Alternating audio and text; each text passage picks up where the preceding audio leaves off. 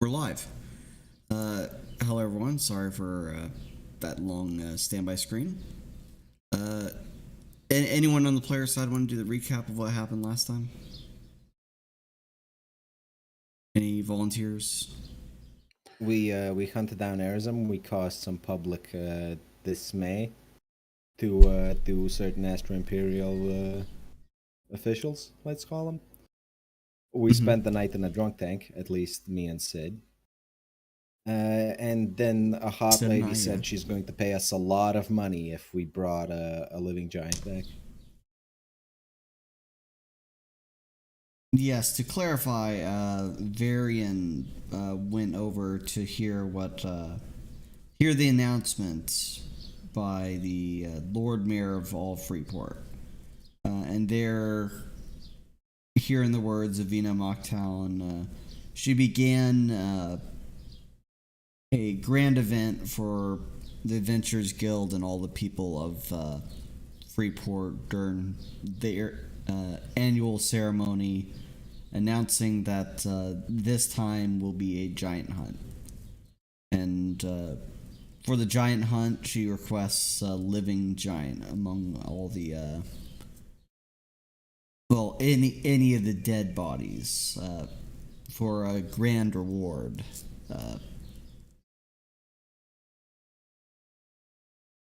And that being heard, said, and done, Varian meets back at the Adventurers Guild with Scoggin, Sid, and Castor, who has retrieved his equipment.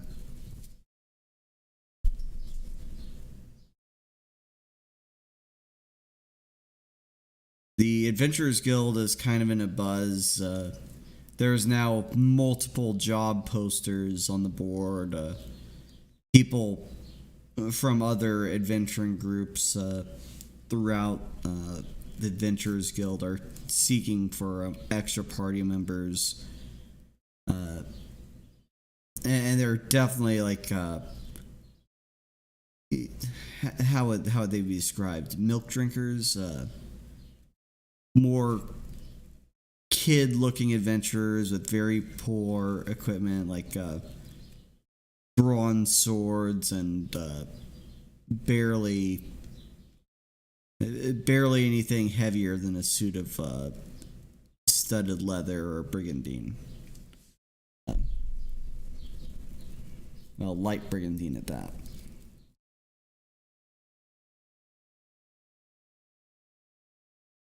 It seems like everyone is in a fervor trying to get the grand award that Vina Mocktown spoke of. And this is where... Can I walk up to the counter? I mean, yeah, you can step away from the party. Yes, I would like to inquire about the exact nature of this reward. If she's not actually going to give us something of value for bringing this giant back alive, we're not even going to bother. The receptionist looks quizzically at Varian for a moment. My apologies, the exact number of the reward is not given, as is the right of the client to say so. The payment received for adventuring parties is commensurate to the quality of the work they do. Well, we'll bring back a living giant, right? And then what she's going to do is she's going to say a grand reward of 1 gold coin. I believe that would be harmful for the reputation of the Lord Mayor if that did occur. Well, she'll just have people kill us so we can't tell anyone. I would highly recommend, sir, that you would not go around proclaiming such things. I have information that will lead here. Never mind. Okay. He has blasphemed against the current administration. He must be locked in the DC jail for. For a year minimum without of 6 trial, months. yeah. What giants? The sand giants speak common?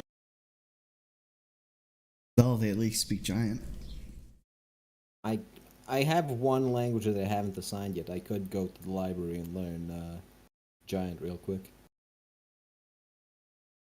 Oh yes, I took a college course in giants while I was learning my priestly ways at the spiritualist temple.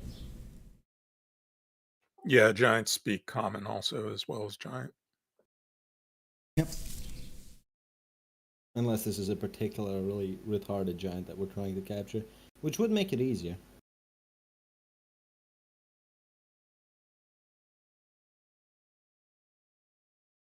No, I'm sure the So- party can tell by the context clues of the Adventurers Guild itself, but Varian hasn't exactly revealed what Vina Moktown has told all the adventurers that gathered there. I would Well, inform the party. Skagen, I think. Oh, we're losing Duck. You okay, Duck? Hello, can you hear me? Yep, we can Whoa, hear you buddy. now. Yeah, I was going to say, I think we were all there when the Lord Mayor No, talked about. I think Skagen and Varian were there, and Castor and Sid were retrieving Castor's gear. Okay.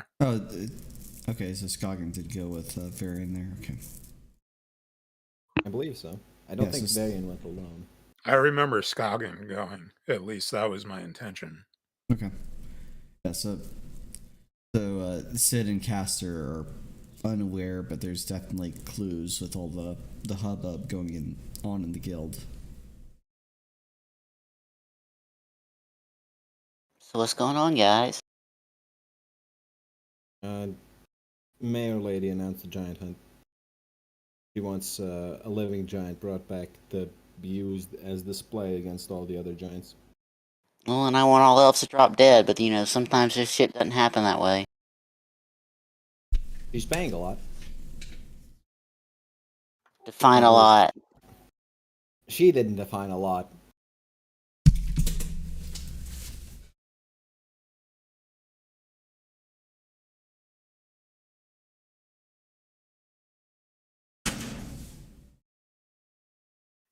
Yeah, it's she was not forthcoming with details of what kind of reward there would be.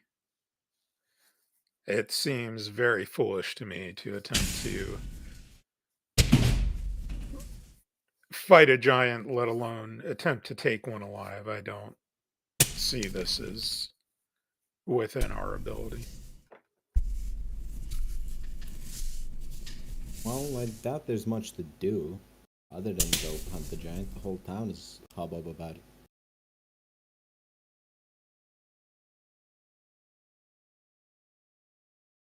Well, if everybody's wasting their time throwing their lives away trying to hunt a giant, perhaps that means that all of the other jobs that need doing, we can do. How much would Castor know about giants? How That would dangerous be they are? Knowledge local. Already rolled. Generally, giants are known to be the most one of the more strongest and dangerous creatures within a relatively that are raised within a relatively short amount of time because they are gifted with at least human level intelligence, great strength and stature, with relatively few things that can compete for them in any area they are within. The more powerful of the giants are not just only born in the region, but they seem to have some innate power gifted to them to alter the regions that they are from. For examples, more more elder or like the more powerful giants are like cloud giants or full-on sand giants, which desert giants are often confused for, which would mostly be all the giants in the desert to northwest, likely, with possibly a few of their number being full-on sand giants.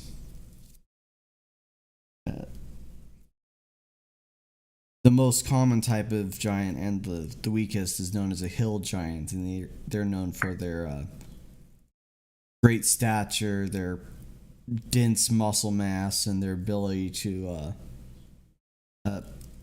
pull boulders from the ground and throw them at great distances if they were living catapults.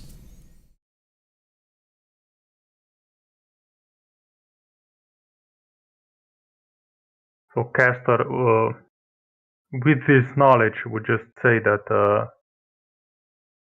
I've seen a legion fight a giant before, and it was not pretty. So I doubt that we can do anything against it unless we have a seriously good plan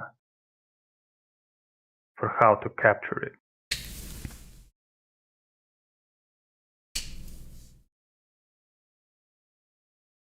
What would the smartest way to go about capturing a giant be? Magic of some variety, I'm sure. Yeah, so perhaps we should inquire with the Mages Guild about finding a mage that can control the minds of others.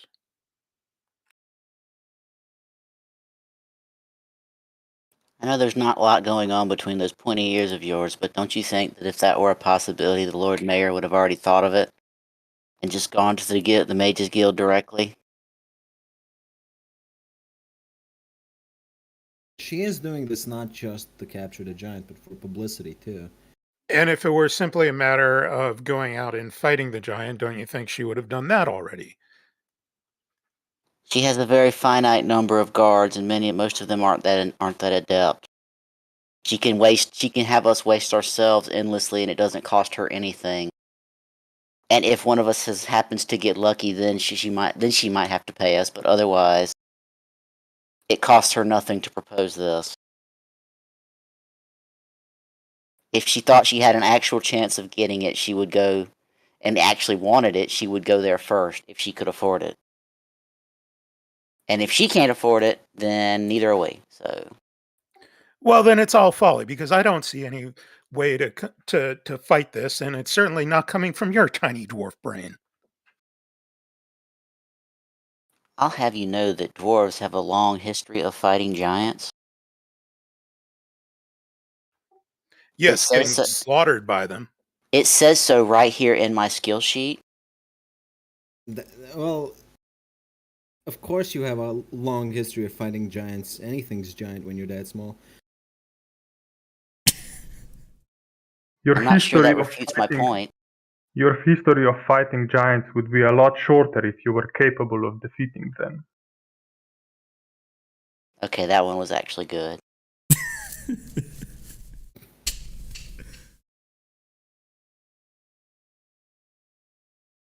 So, are we going to do this, or do you guys have an idea for a different way to make money? Well, they're probably going to need a lot of graves being dug soon, assuming anybody makes it back. If someone goes up against a sand giant, they're getting enslaved if they fail, or buried in the sands. The only other thing I can think of would be to try and capture a child giant and enslave one as a child. But again, I think a mage with the ability to control the minds of others would be the best way of accomplishing that. While I do find the idea of bullying children admirable, I don't think we'll find a child sand giant on their own.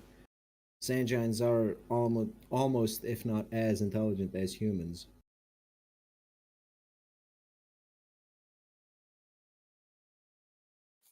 Yes, perhaps we would have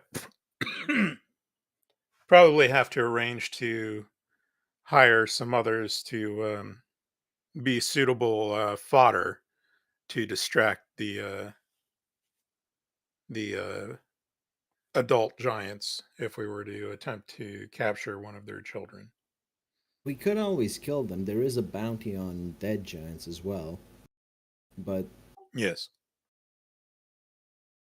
that still leaves the question of the feeding a giant.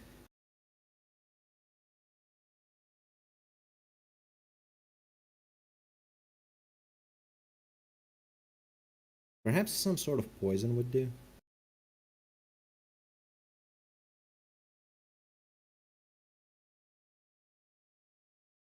Maybe something that would knock it out for an extended period of time.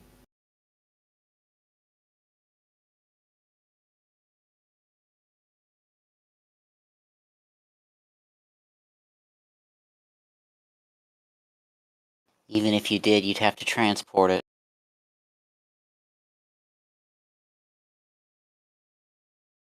Perhaps, but hiring a few horses and just dragging it along the ground would technically work. Even if it wouldn't be exactly pretty.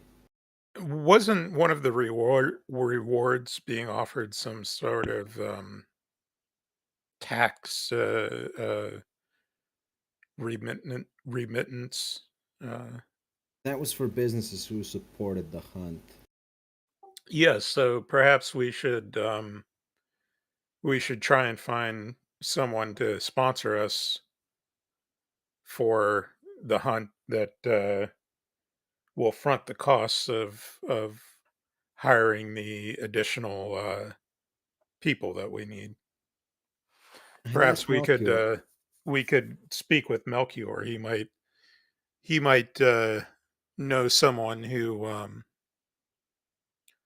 operates in the legitimate business world on his behalf that would it would benefit him to uh, take advantage of this tax remittance. I suppose we could always try, but that still leaves coming up with a plan.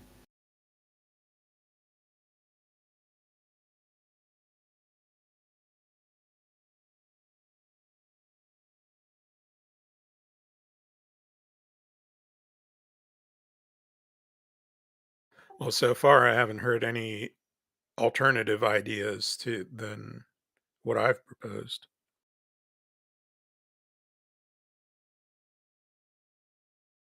Could we theorize? Would that work? Could we kill the giant and then bring it back and pay for a resurrection spell?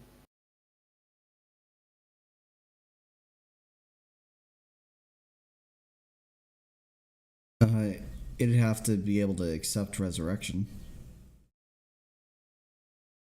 Hmm. And people that are getting resurrected know the alignment and the god of the caster. Now, if only there was a god who was. Oh, well.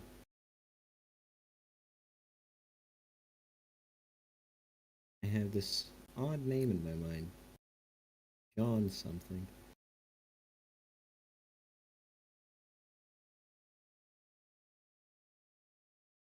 Oh well, nothing to worry about, I suppose.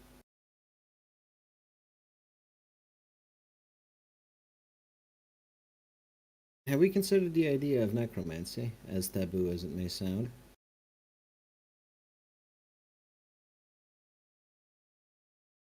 I don't think the Lord Mayor would accept a zombified or maimed giant as acceptable for the reward she was offering. Would she even be able to tell? it's quite easy zombies to are tell about a zombie.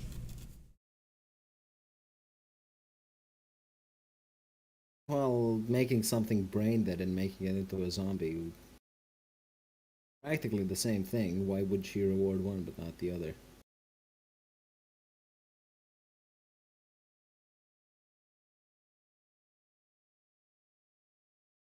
the smell. The smell thing is one, supposed the to- two, a living giant. A zombie can't be tortured like a living giant can. Hmm.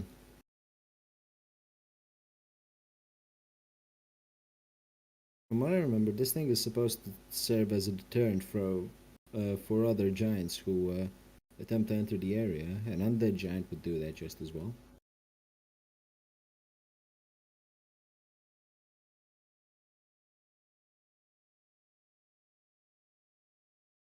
Still, I don't think that's in the spirit of what the Lord Mayor was asking Probably not. for.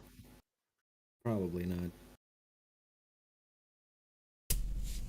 So, what other choices do we have?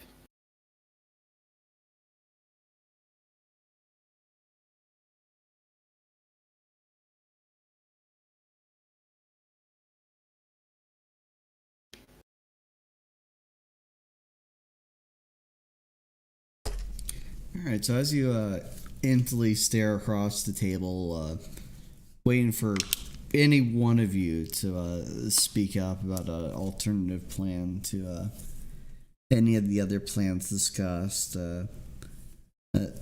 some of the guild seems to thin out in waves, it seems, as some of the more youthful adventurers have been rejected out of hand right out the door, as whatever guild has been arranging for new members just for this giant hunt concludes whatever recruitment process it has.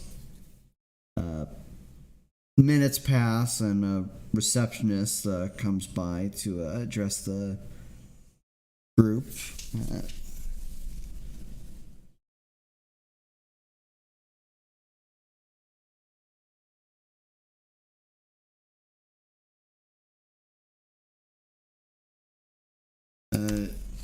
She says, Hail, there has been a request that has been passed down from the guild master. It is seen that a grand adventuring party is being formed, and we were wondering if you were interested in joining other adventurers for a singular party to partake this quest by the Lord Mayor.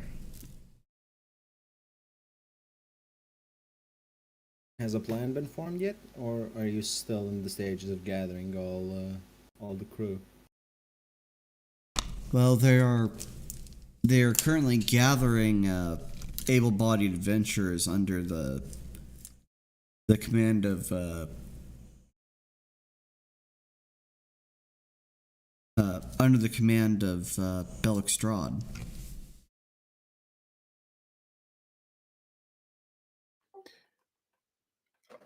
May we hear what they are proposing before we agree to join the party, or are we required to pledge ourselves to this grand party before we Well, they're hear what they they're are? pledging there are 3 other parties in there so far, and they're pledging a equal split of the reward among all of them for both the capture of the giant, or one giant, and the death of whatever giants that come across them.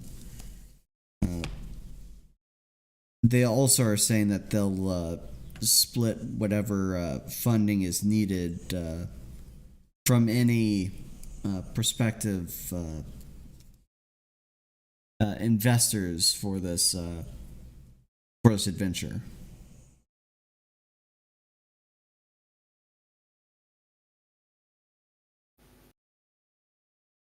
Well, it's worth hearing them out, at the very least. And seeing as most of us have a large desire to acquire wealth and a short time span to do so.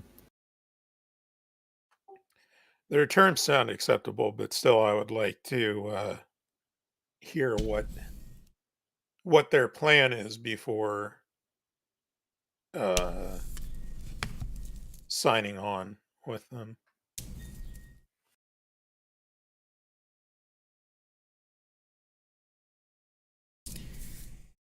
They haven't relayed any exact plans to my ear, kind patrons. Do you know where they are? Maybe we can go talk to them ourselves. Yes, they're back in the second meeting room. Well, it doesn't hurt to check in on them. Varian stands up and Yes, bows that's politely what I towards was the asking. If we can talk to them before, or do we need to agree to? Yes, we'll pledge ourselves to that before we can even talk to them. If we can talk to them before committing, then yeah, that's fine. Let's go talk to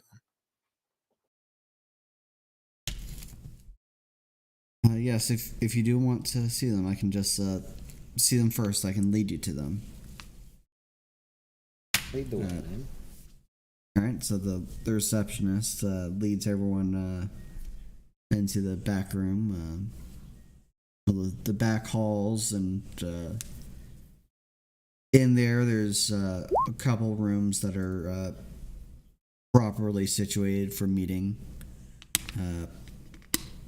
She takes you to the second door on down the left and leads into this wide meeting room that looks rather fine and temperate compared to the desert environment of Freeport, with an oak wood table and a great many seats around there.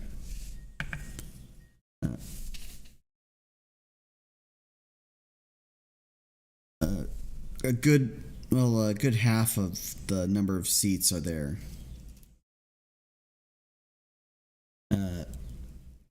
Filled with eclectic, diverse group of 12 adventurers.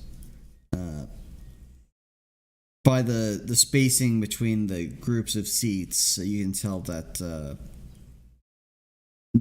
each of them were separate by groups of 4. One of them is a familiar face, at least to Scoggin. I think this is John of the Knights of Justice that Scoggin sees here. His helmet is off and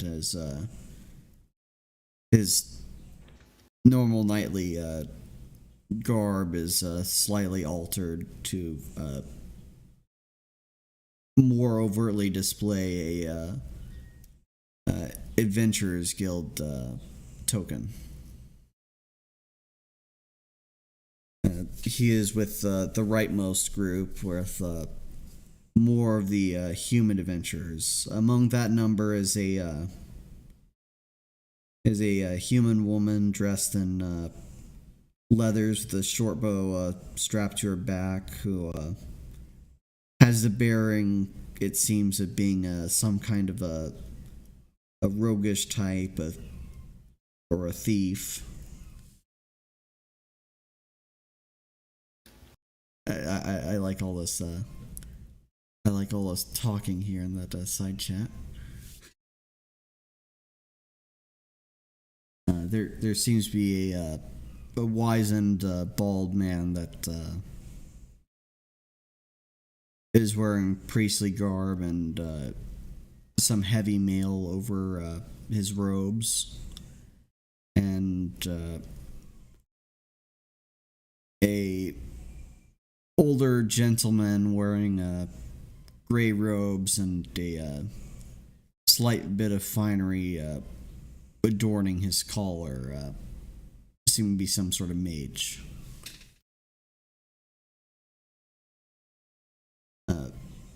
another group, there's a couple elves dressed in light equipment with a couple of devilish looking characters that are very, very rarely seen in any travels. A knowledge check of planes would reveal what these creatures are. But by the tokens that are on display, they are adventurers for the guild.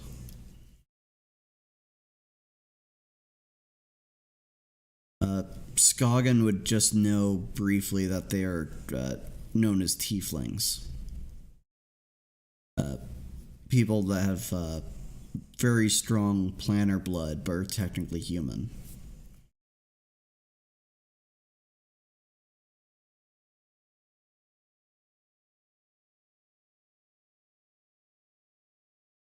And the last group... blooded humans.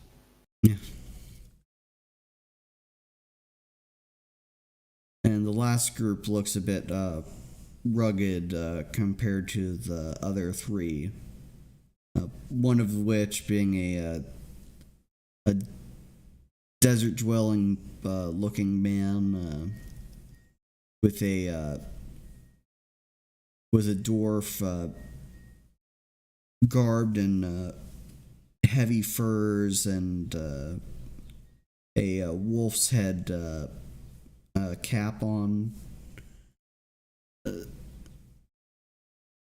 Among them is a bronze helm warrior, and what would be the fourth of their number? Another type of warrior wearing all plate, but their face is disguised by their great helm.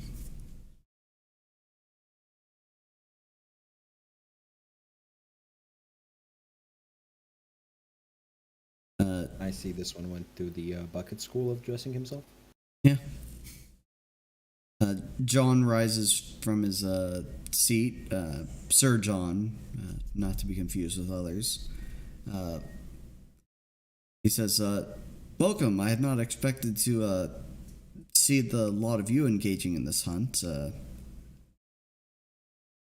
After having been so recently been out in the deep desert.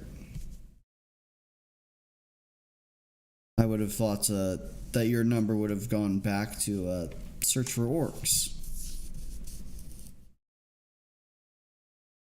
He says, addressing Skagen.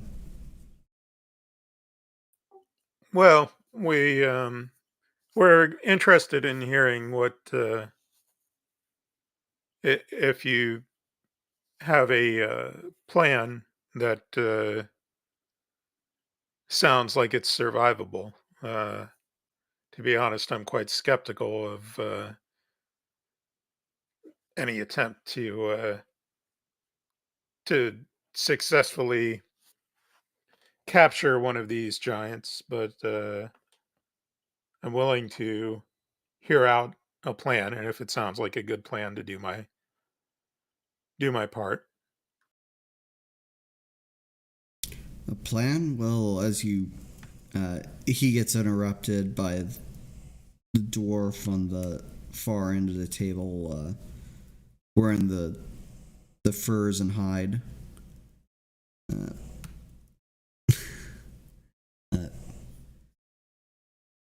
Few plans are necessary, but I do have some tactics to share with the party depending upon their capabilities. I'm a druid, you see, and I can muddy the sands and cause a giant to lose his footing, and that would be our best opportunity to take him down and surround him. It is only one giant if we can track them properly. There's no need for any grand traps.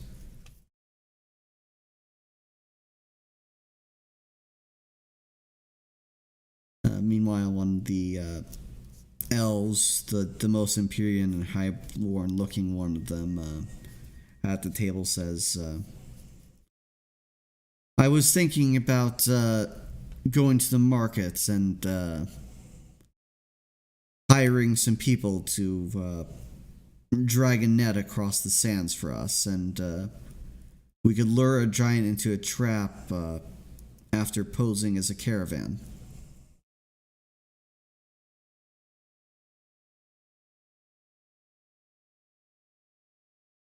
That would be a good way to draw the giant in, but how do you plan to subdue it?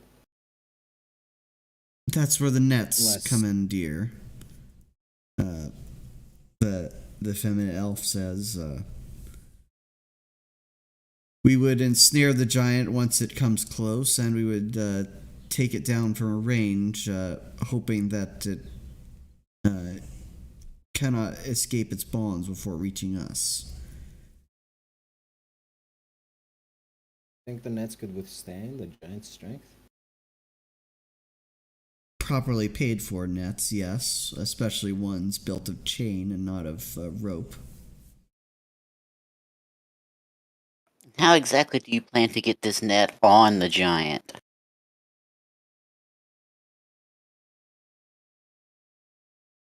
I've heard that the markets have siege engines for sale. Ballistae from a traveling pirate ship that apparently needed to sell some siege weaponry from salvage they've discovered.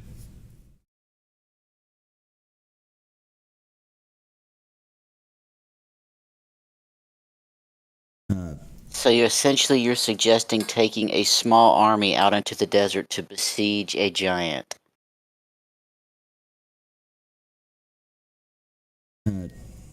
John remarked, still from his standing position, well, 12 adventurers is no less than a force that is comparable to some armies out there, especially armies like Freeport.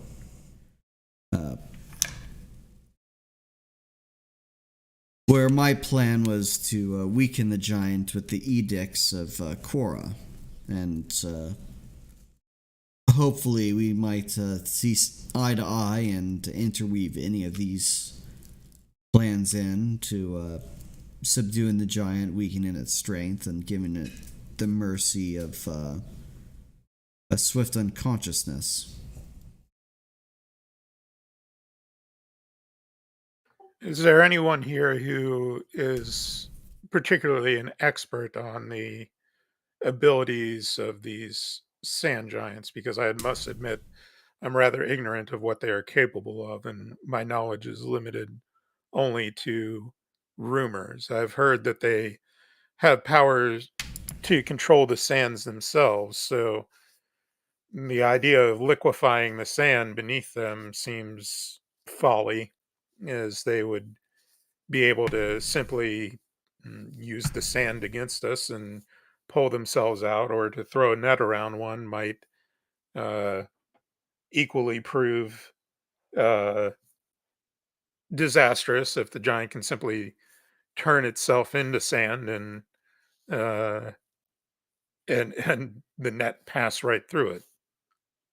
The wizened looking, well, possibly wizard of sorts, within John's adventuring party, raises a hand here. I am well acquainted to the matters of the local creatures in Marr. The giants being one of them are targets of many superstitions, such as the like that you have perpetuated here at this table. These giants, so though known as sand giants, are actually the desert variety, and these desert ones are better compared to the hill giants. These desert giants are more well known for their ability to fight with the scimitar and glide through the dunes like they were simply a grassy plain than being able to transform into sand or use any druidic arts upon sands. But of course, there's no limitation to such giants from learning the art of spellcasting, but the weakest among them will simply be an expert swordsman at thrice any human size. We technically only need 3 humans who are expert swordsmen.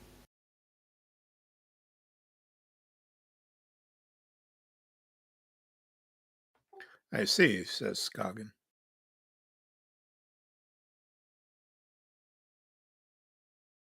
What of the sand giant that was caught wandering the roads leading out of Freeport?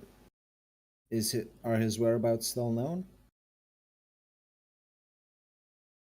It was seen as safer, from my knowledge, to simply track the sand giant back to its lands, and once it reached its lands, that's would have been for the best, but I have not seen the tracker or heard of his whereabouts since parting from that caravan that discovered it.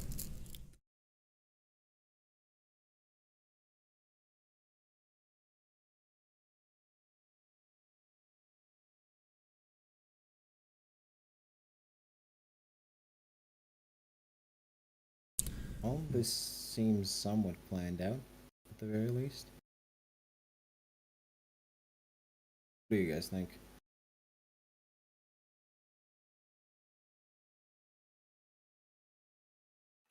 Certainly would improve all of our chances to work together rather than uh, attempt a plan in a smaller group when facing an enemy like this.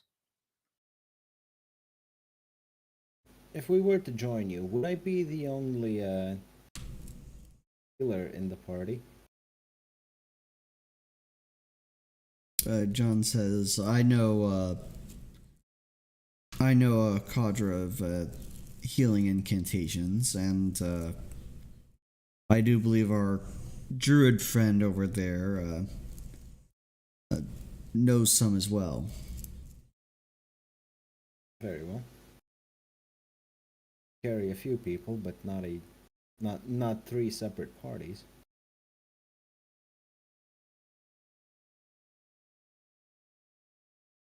Tell me, are any of you mages particularly gifted with the arts of magic of controlling the minds of others? I had the thought that if such a mage could be found, m- that he might prove useful in bringing back a live specimen, as the Lord Mayor requested. The wizened gray-robed man speaks up. Yes, I am an enchanter. I have magic specializing in control of the mind and sapping the spirit and harassing one with illusions. But the magic of the mind is not useful for a day's journey. There is much danger from trying to perform such charms and relying upon them to permanently subdue an opponent.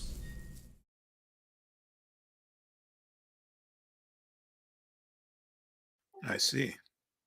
In the midst of What about combat, such a thing might be worthwhile, but it is not useful for transporting it back to Freeport. Or keeping it subdued, for that example. what about inducing some sort of magical sleep upon the giant while we transport it back? If we were to successfully render it unconscious in battle, and then some sort of sleep magic to keep it subdued while we return to Freeport. What magics can induce sleep do not typically last longer than a natural rest one would have for unconsciousness. I can peruse the shelves for a ritual of sorts to borrow, but other than that, there is nothing so lasting.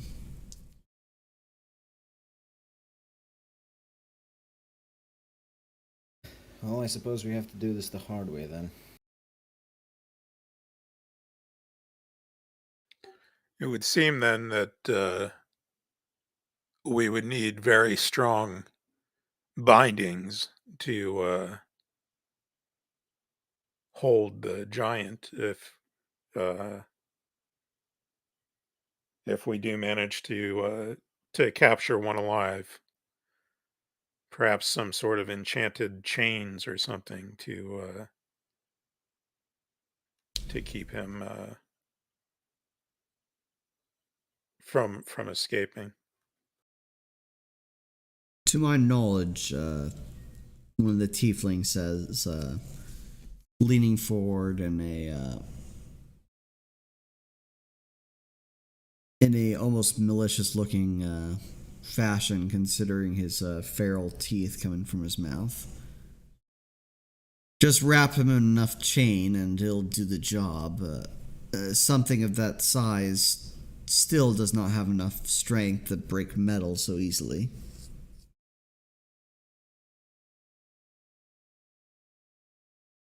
Because enchantment this, enchantment that, spells this and spells that, just sounds like it's cost, and we haven't completely secured funding yet. What of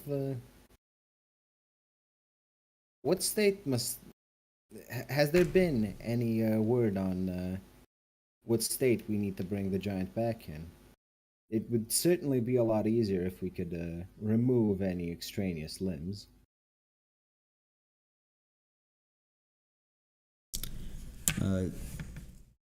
John looks at Varian in disapproval. We do not bring prisoners back to court with their limbs severed. This is not a trial. We are not bringing back a prisoner. His sentence has been decided already by the Lord Mayor. We are simply executing that sentence. Yes, and the sentence said that he was to come back alive.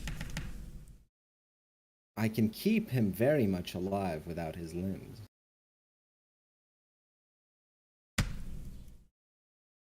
The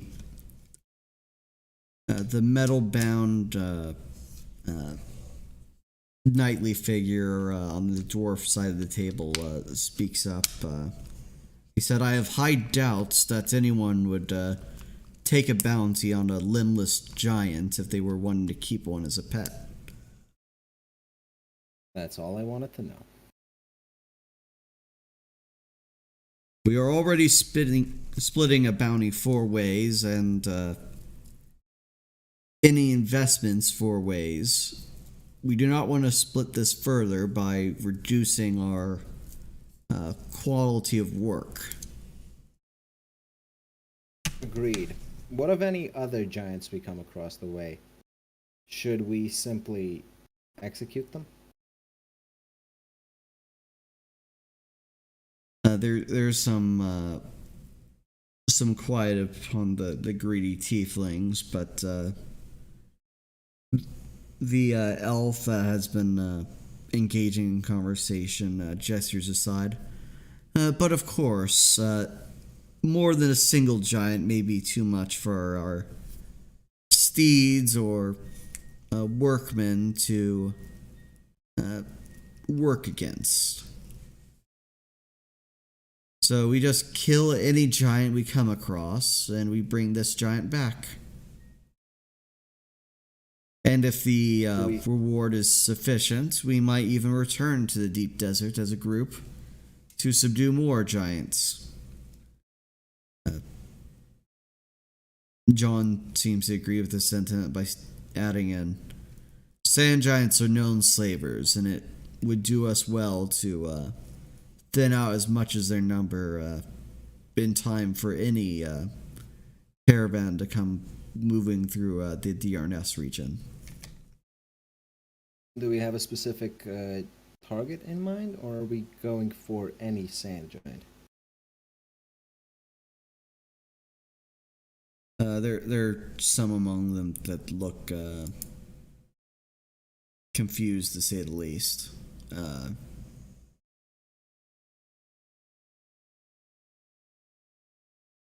Perhaps, The wizened the wizard-looking person asks, "Do you know any sand giants in particular that you want?" the one that came close to Freeport was clearly on a raiding expedition. Wandering straight into the giant's lands might not be advisable if we can coax one out instead. "Hence my plan," replies the elf. But we do not have any information on the movement of sand giants.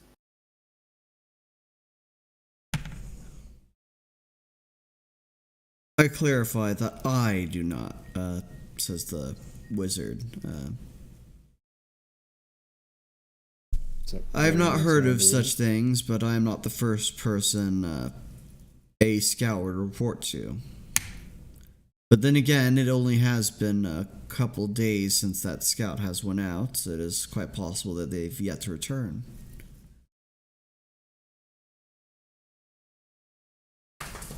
"Or," says one of the men among the furred dwarf's number, "or it's quite possibly that the scout is already kept captive of."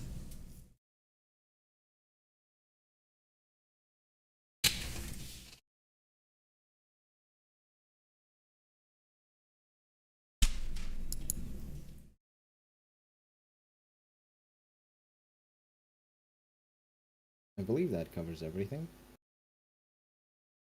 Unless Skagen has something to add.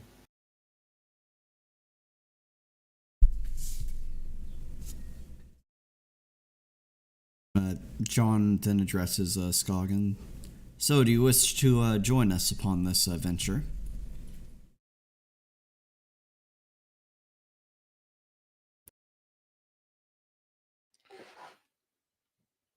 Um,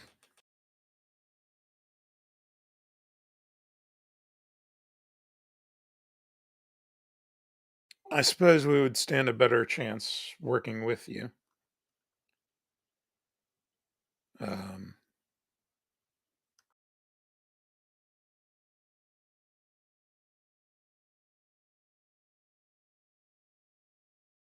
Having people knowledgeable about these giants would certainly be beneficial. So yes, I'll agree to join your group.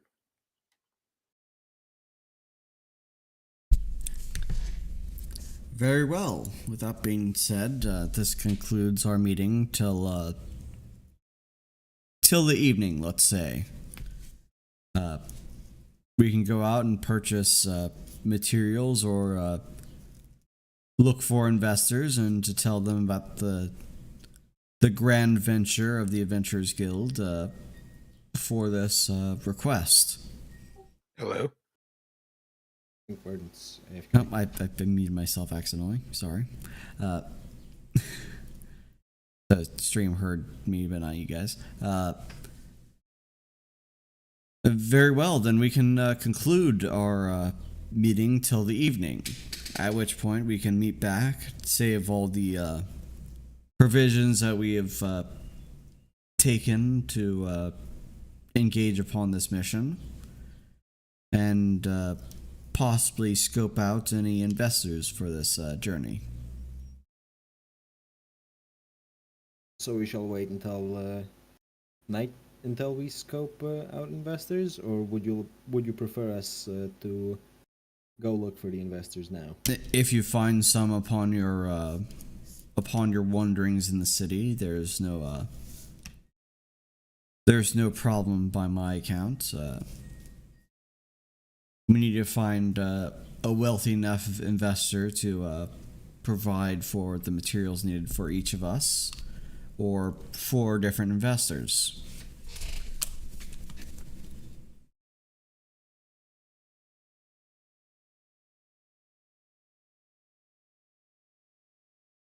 Suppose that's that. That's that. Well, let's go. Let's go find what's his name? Shady fella in the underground tavern. Melchior. Alkior, thank you. Let's go find him and ask him if he knows about any good investors.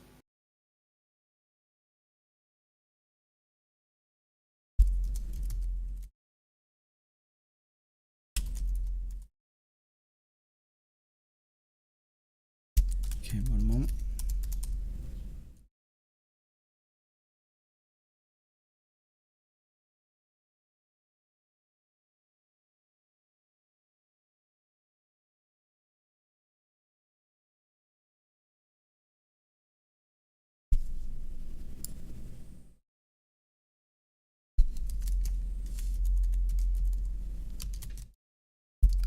Okay. All right, so you've ventured out to East Freeport, which seems a bit calmer since Sid and Varian were arrested last night. Though you're not certain if the Imperium Trading Company had fixed the damage that Sid has done. Any sailors that you see in town aren't exactly rushing up to assault you, so things seem fine enough.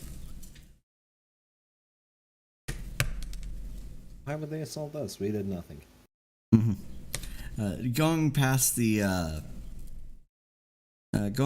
Salty Dog to that warehouse on the waterfront is quite a calm trip down into to the tavern down below. Once there, you see that there are 2 off-duty bronze helms playing drinking games with a couple of dwarves and some other shady people that are taking bets around that table. As well as there are a couple dark-robed men sitting at the counter, and there's Melchior talking off into a corner with a hooded individual.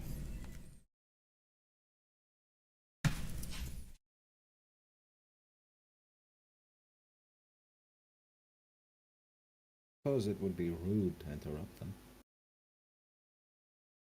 I'm sure Melchior is aware of all that enter into this place. If we take a seat, I'm sure he'll simply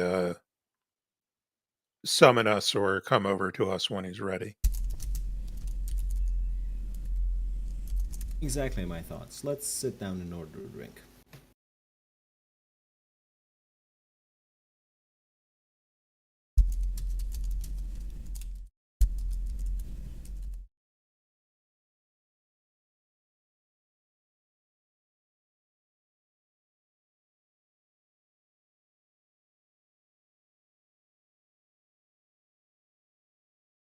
Alright, so you sit down and order a drink, and you're waiting for a bit at that table, and the conversation seems to go to a stall between Melchior and the hooded person. There seems to be a moment where the hooded person asks a question, and Melchior looks over at your your group that is formed around a table to partake in drinks. Melchior makes a couple gestures and seems to wave off a thought or two, and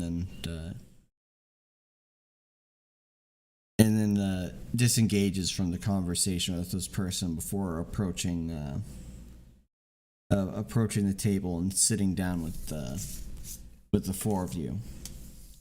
He says, "Welcome, friends. I did not think I'd be seeing you again so soon. What news have you brought? Or are you just enjoying some day drinking?" I would imagine you've heard about the great sand giant hunt the Lord Mayor has issued. Oh, indeed I have. It is a great opportunity for some more treasures from our vexatious government. The authority is paying back as usual to the working men and women of Freeport. Well, it seems that among the rewards, the Lord Mayor is offering a special tax relief for any business that sponsors a party that successfully brings in a live sand giant. We, of course, thought that perhaps you might know of some business that you have dealings with that might benefit from such a tax relief and would be willing to sponsor us. Oh, quite a few, in fact. I could name 4 off the top of my head. The thing is, though, that I'll let you in on a little secret. That tax rebate the Lord Mayor is talking about, that's the deal on the surface. Going along with the Lord Mayor's whims is very profitable for whoever's involved. Obviously, being the richest person around. The guild rarely, if ever, crosses her. And it is within the hand's prerogative to make this Lord Mayor especially happy. And it seems that this tax rebate thing is actually a invitation to make deals on how to conduct business behind the scenes.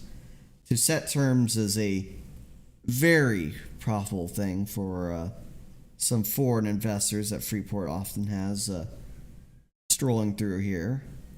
Some less than savory merchants of the nautical variety. Now, the question is, you have your pick of investors if you so desire. I have those from the lands across the seas to the west, silk traders and whatnot, that do seek for much better terms and less tariffs. I have even a couple pirates that wish to have a more diverse place to release their loot than simply Mortide. No pirates. Oh, come on, why no pirates? I have a personal grudge against the pirates. As you wish. I'm certain if you ever do come across the seas, they'll have a equally personal grudge against you for not allowing them this opportunity. But You were your pick talking of about- clients. We were talking about the silk traders.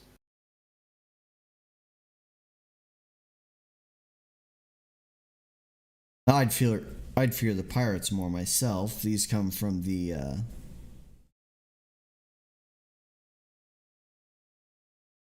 lost my train.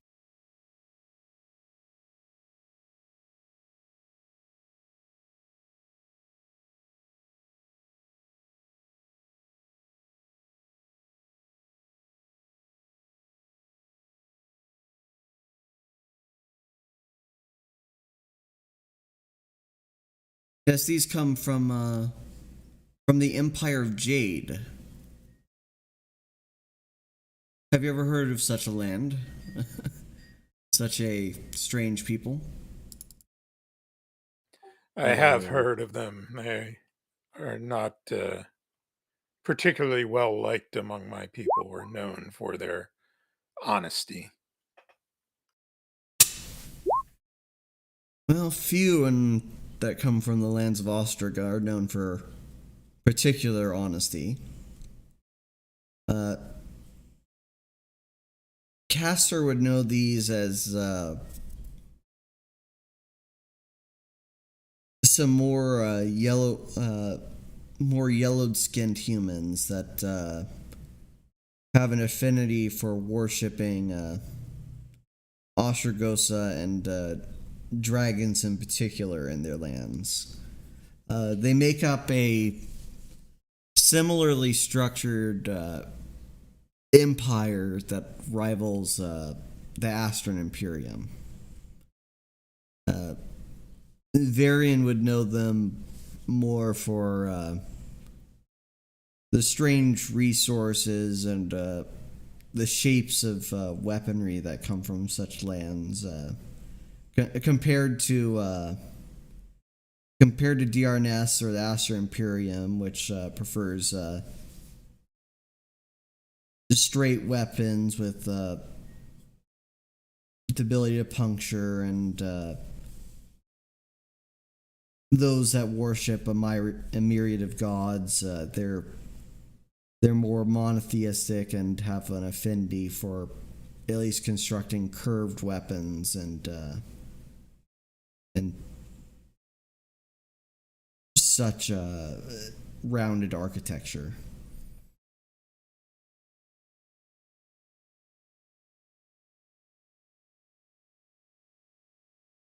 You know, we once had a great general among my people that proposed solving the problem of these Jade Empire people with 34 magical devices of immense power.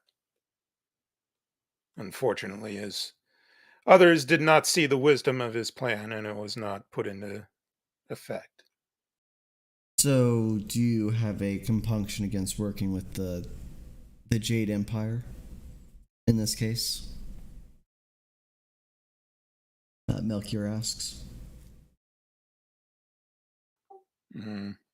I suppose my distaste for them doesn't run as deep as Varian's distaste for pirates.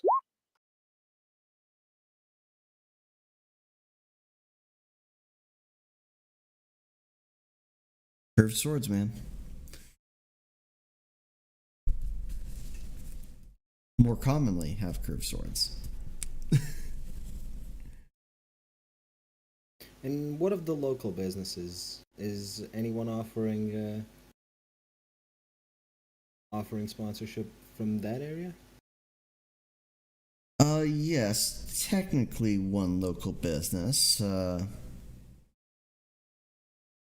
One that wishes to remain anonymous for their donations, but will contribute a decent sum of coin to this hunt,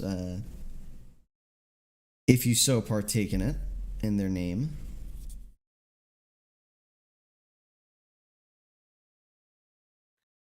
Well, if they remain anonymous, how are they to benefit from this trade power that the Lord Mayor is offering?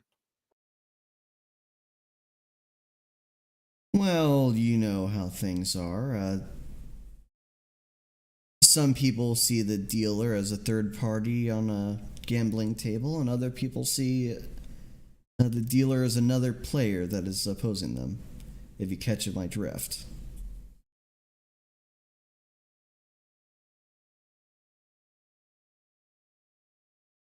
And if you don't, that's fine by me. I must confess, your metaphor escapes me. Hold on. I do not catch his drift. No, you don't.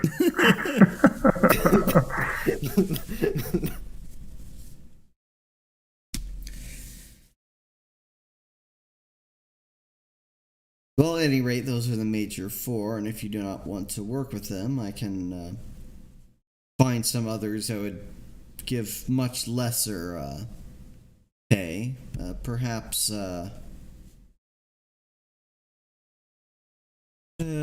yes, perhaps the artifact hunters might enjoy some of the tax rebates and some other things that well, they only know above the table work, and they are quite frequent collectors of oddities around the country.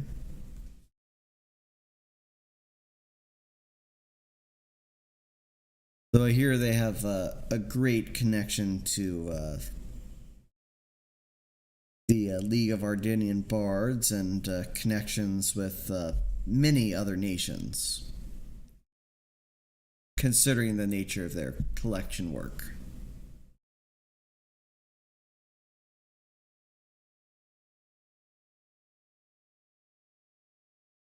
What do you think? Varian would be okay with all four of them except the pirates, but he'd be willing to compromise on the pirates if enough coin was involved. Are you saying something to that effect? No, I'm just talking out of character. I'll go ahead and talk think in any of us character, has, because other characters are at the table there. True, but I don't want to say some. I don't want to confirm or deny something that the party isn't okay with. You know. As I said, I really don't trust these Jade Empire people.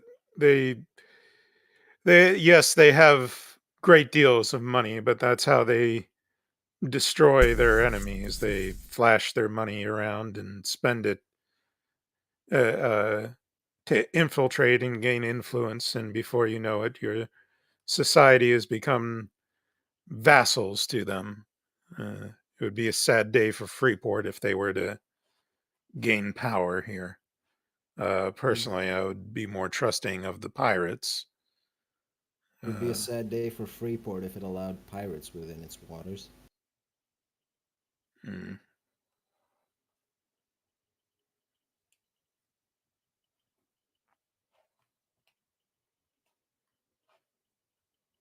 Freeport becoming a pirate,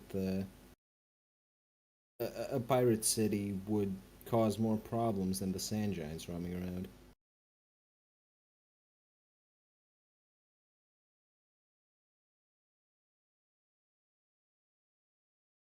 Well, it being civil around here allows the hand to do what the hand does.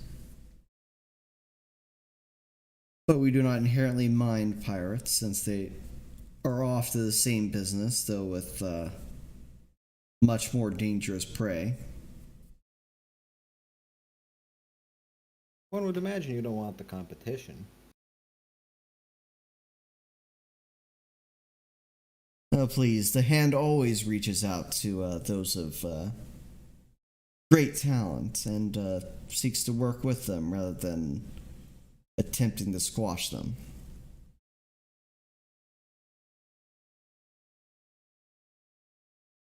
Competition not only breeds wealth, but talent and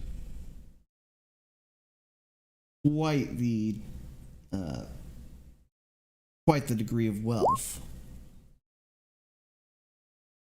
Reaches out for Duck. Reaches out.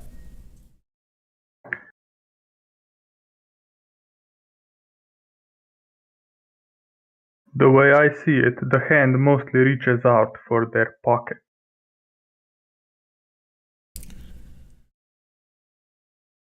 We reach out in friendship, and if we just happen to grab some coins along the way, then who is really harmed by that? The people who lost the coin. Well, they didn't lose coin. They traded it for a great cooperative relation that Jolly continues long into cooperation, the if you will. future.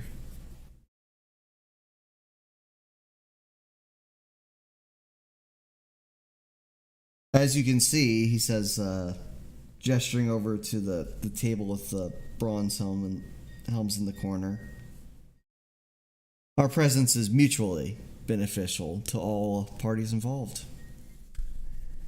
How rigged is the game they're playing? Considering that nobody is throwing chairs or such, it's difficult to tell if anyone's angry about the outcome of the game. But roll perception if you want to see any rigging.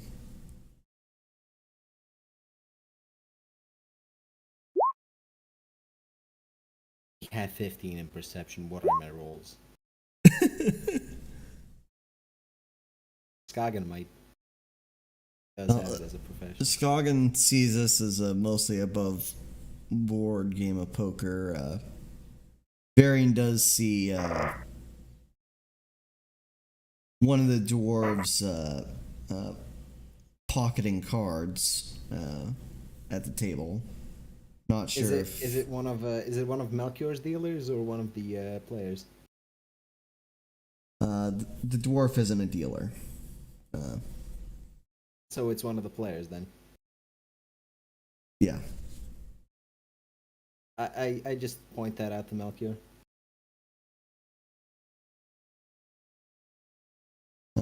He looks at the game for a second and then back at Varian. It's their game. They chose the rules by which they play. All right. I wasn't sure just how involved your establishment was with the game.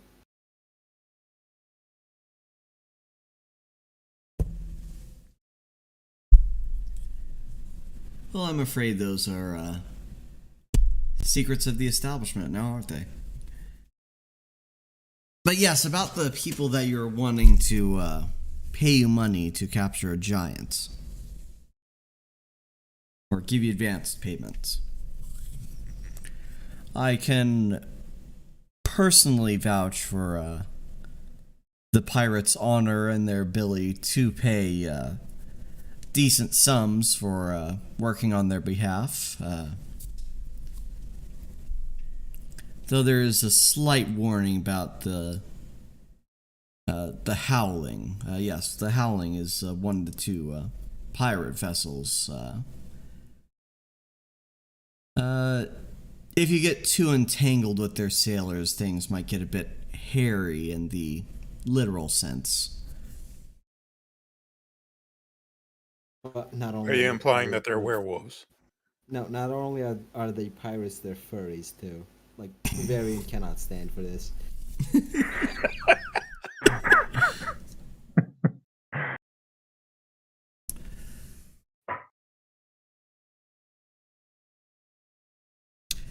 They're quite well known and successful. They have came into port 2 days ago this week with a ship that seemed almost torn apart, with quite a few of the armaments and decent condition. So they wouldn't be a bad contact for you to make if you ever felt like traveling upon the seas at one point in your life. They made landing in Freeport? I thought Freeport forbade pirates inside its waters. Forbade engaging in piracy. This is salvage work. Completely above board business. I see. And am I to assume that the salvage work would increase in quantity? Should we accept their deal? I'm certain they'd engage in a great deal of salvage work, especially against parties that one might be adverse to, like some Jade Imperials that just happen to not have the appropriate trade arrangements as they sail into Freeport waters, and... Pirates it is, then. Yes. They're furries, though. But at least they're not Jade Imperials. Can we just accept both? And have them fight it out? We can definitely have them bid for whoever has the most money to throw at you. That's definitely a good idea.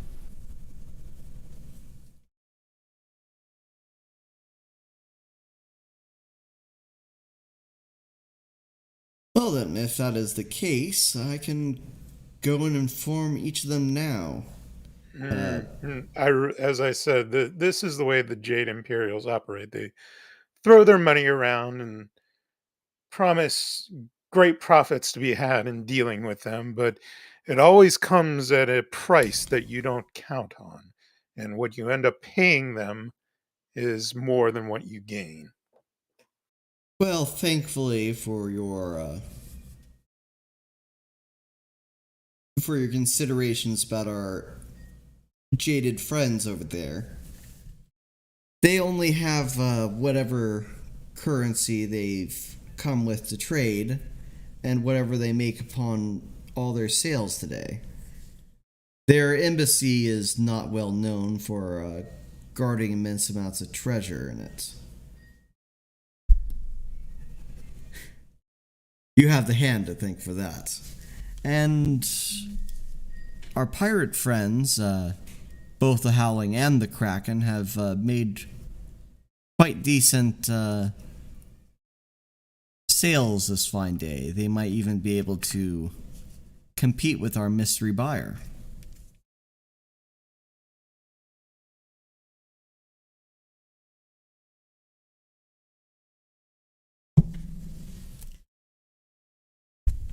I really think we should go with the pirates. I understand Varian has his problem with pirates, but they seem the lesser. We could always take the mystery buyer's deal. We don't know what it's gonna do, and it's not our problem if it does something bad, right? Well, plus the pirates have those arbalists that the other elf was talking about using to fire a net to capture the giant. I thought the arbalists were confiscated and being sold on the market. No, the arbalists were something that the pirates Are selling. salvaged and were Oh, I see. and now they're selling. So we can rather, if we get the pirates to be one of the sponsors, then they can just give us the arbalists as part of the sponsorship. Varian thinks about this for a second. Very well, but it better not come back to bite us in the ass. Oh, sorry, that was unintentional pun. Yes.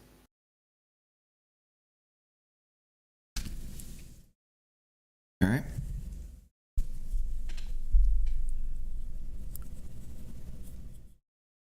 Then Melchior prods again. So what's the decision? I noticed that your Astra Imperium friend and Sid hasn't spoken up since sitting down. What do they have to say? I have decided some time ago that I would buy some iron with whatever funds we manage to obtain and forge manacles for the giant. But I have not yet thought where we could get this money.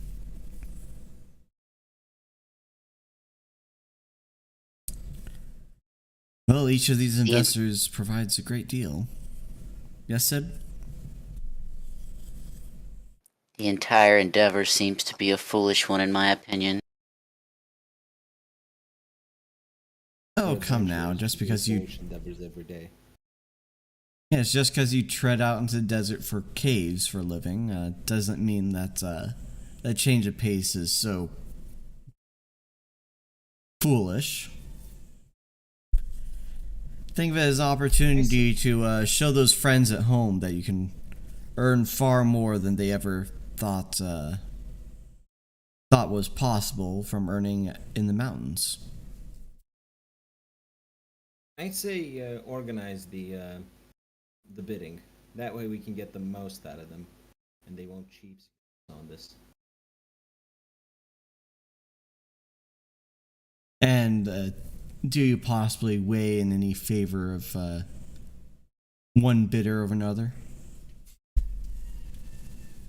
I would prefer it to not be the pirates, though Skagen made some valid points about them owning the artillery we were going to use. So, I have no personal favor to one buyer or another. Alright, I shall go inform them immediately. The bidding will likely end in a few hours from now, well, after they all gather. Where do you wish me to inform you of the bidding's completion?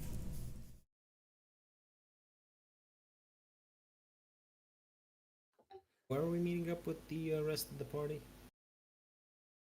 I think back at the Adventurers Guild.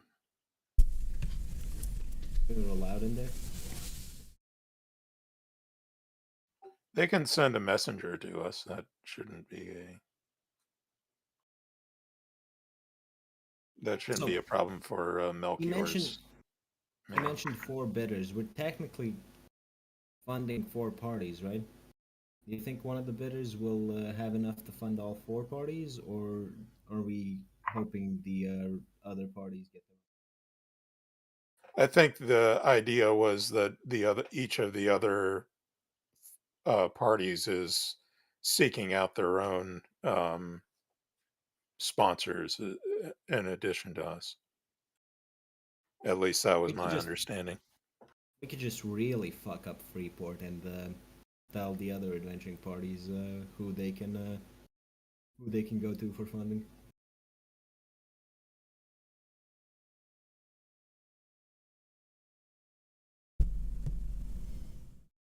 Can we take a break for a little bit? I need to use the bathroom. Oh, sure, yeah, we can take a 5-minute break. Alright, start now.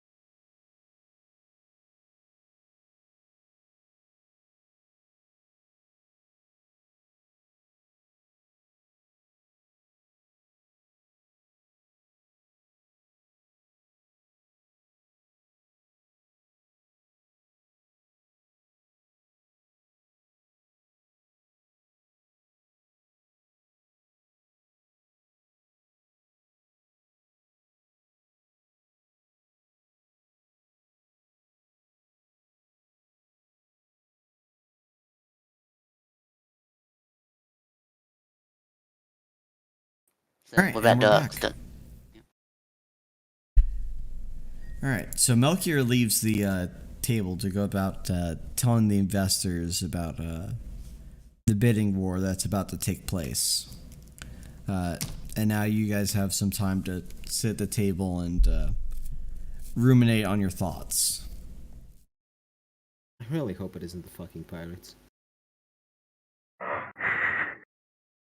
I'm going to drink a large mug of alcoholic beverage slowly, and then abruptly slam it on the table and not look at Scoggin. I'm going to look at Castor and Varian and basically say, look, if we're going to do this, there's absolutely no sense in doing the hard work and sharing all of the reward with a bunch of other people. This is such a foolish endeavor that the only way this makes sense is if we go in all or nothing, do as little work as possible, and reap the rewards.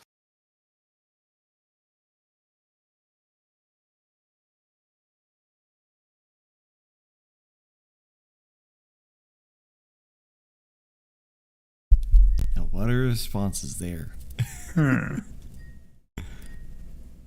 Listen, we're splitting the reward equally among the party, right?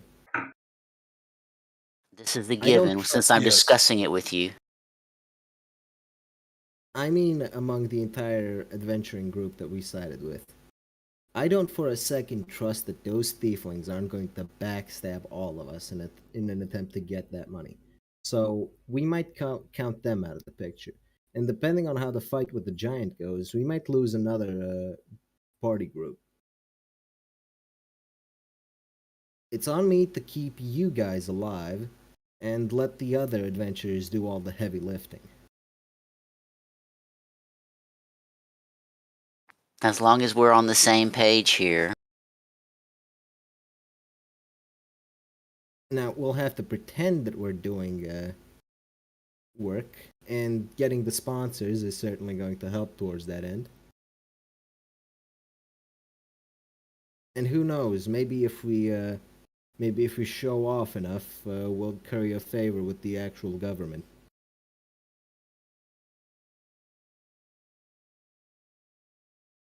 So this is what this party is like. A bunch of lazy women. Fuck you, I'm not a woman. You're an elf. A half-elf, cunt. You're a 100% cunt. Excuse me, I was the one who freed you from that warehouse. I do my part when it's required. You saw what I did to those guards. We're Of not course, lazy, and we're just I'm smart grateful, enough but yeah, we're not lazy, we're just smart enough to know that some things are better left to other people. and sometimes it's good to cooperate with other people to achieve a goal that's beyond any of them individually, and this is one of these Well, of course situations, we'll help out. Of course we'll help out. and I'm yet just you're hoping here being lazy. Or We're talking get- about being lazy. we're getting monetary support for the cause, all right?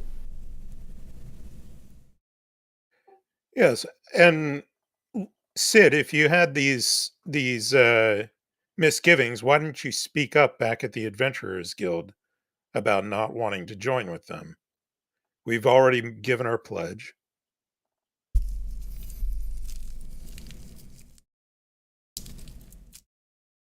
I did. I said this was a foolish endeavor. You did not. You did not speak up at the Adventurers Guild. She said it was a foolish endeavor. She never mentioned the idea of all doing this by ourselves. And as it stands, I don't think we can. No That one being can. said- That's the point. This is a giant dangle that the Lord Mayor has put out here to get all these adventurers to risk their necks and get them out of the city to befriend their herds. And if one of them succeeds, she gets a nice little feather to put in her cap and a nice little group of personal mercenaries that are now elite tested and vetted that she doesn't have to deal with. This is a purely political move. Otherwise, she would have named a price. Otherwise, she would have had some sort of, obtainable goal. Well, you're correct. We haven't signed any contracts yet, so we could bail on this entirely. I guarantee the Lord Mayor is essentially assuming that most of us will die or kill each other on the middle of this quest. This is simply how high politics works among humans. That can be said about basically every other quest we were sent on, though. Yes, but those at least had very definite goals and rewards. You don't This does understand. not. She never agreed to a reward, but this is to her detriment. When we bring back a live sand giant, we will be in possession of the most dangerous thing in the city. If she doesn't give us what we want, we could just let it loose.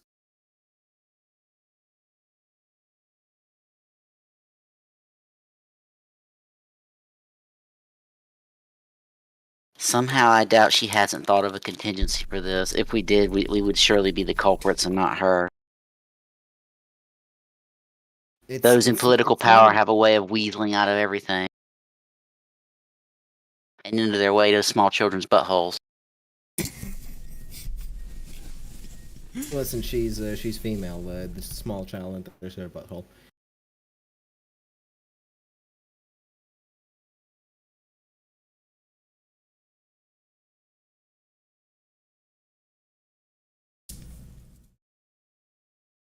In any case, there's not much politically you can do if someone's threatening your entire city with destruction. Now, we're never going to outright state that's what we're doing, but the implication is always there.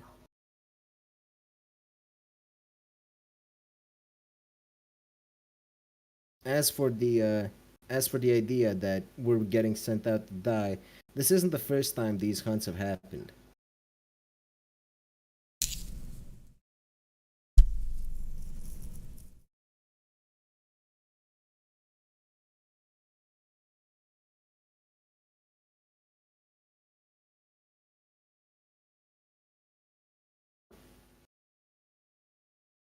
Not the first time, no. All right. So on that note, do you want to move ahead of time to meet your investor? Yes. I want to know what if we have Astrid- time to go out and do something before the investor, we meet with the investor. Skagen would like to go over to the markets and buy some blunt tipped arrows that are suitable for non-lethal attacks. I don't think you'll need to worry about lethal or non-lethal with the giant. Well, Just get poison. Poison might work better than non-lethal tips, because poison's also way more expensive and illegal. true. It's not dead poison, but sedative poison. Yes. I'm just saying this thing is probably resistant enough that even if we all use lethal damage, it'll still fall within the still alive threshold. I'm not even angry. Sincere. Oh god, if we capture a female sand giant and she's just GLaDOS, that will be very upsetting.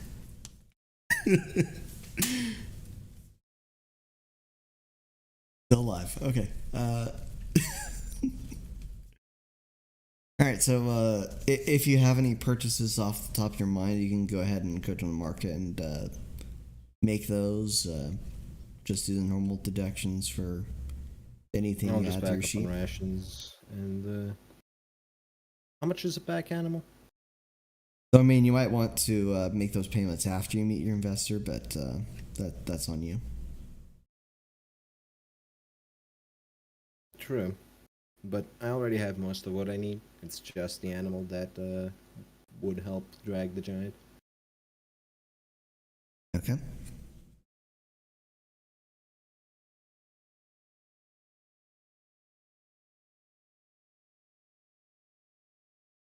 All right. So after making whatever purchases that you need to make out in the markets,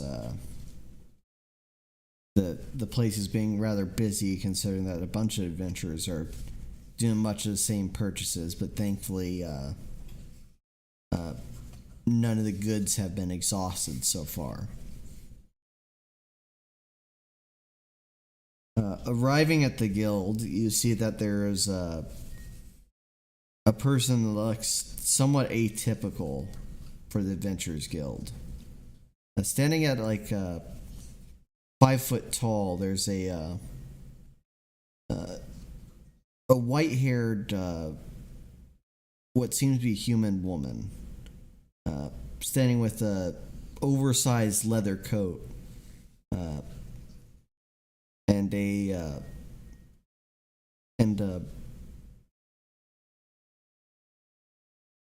bicorn hat.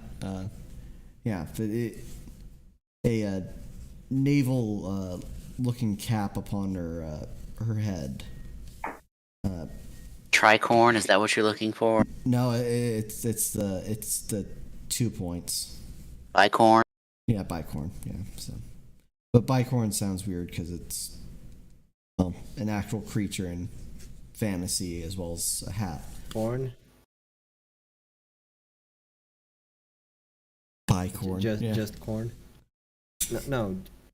It's the fact that you... it's a twofold hat, so. How pointy is it? Is it like one of the Pope hats? No. It's a hat of darkened leather. Upon the folded brim of the hat is a blood prophet god. Yes, like one of those, duck. And on the fold of the hat is a small silver, more like what Korinne posted. Small silver medallion that seems to be pinned in the fabric of a wolf's head. Fucking furries.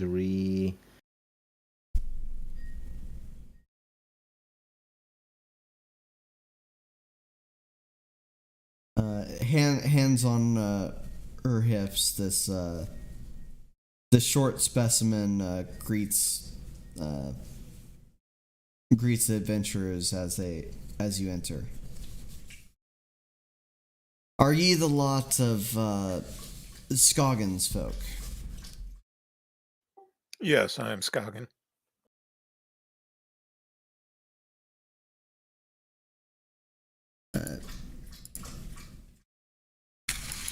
She looks you adventurers over top to bottom, looking at your equipment with both of her crystal blue eyes, and then after a moment nods to some satisfaction and looks at the one of the burly gentlemen in her that seems to be in her entourage, sitting at a table distant from her. She gestures for them to come over, and in the meanwhile announces herself.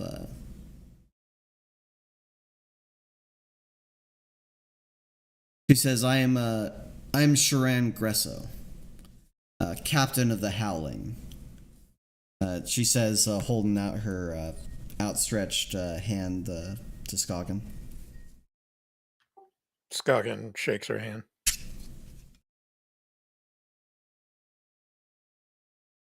Good of you to be so reasonable to meet me here.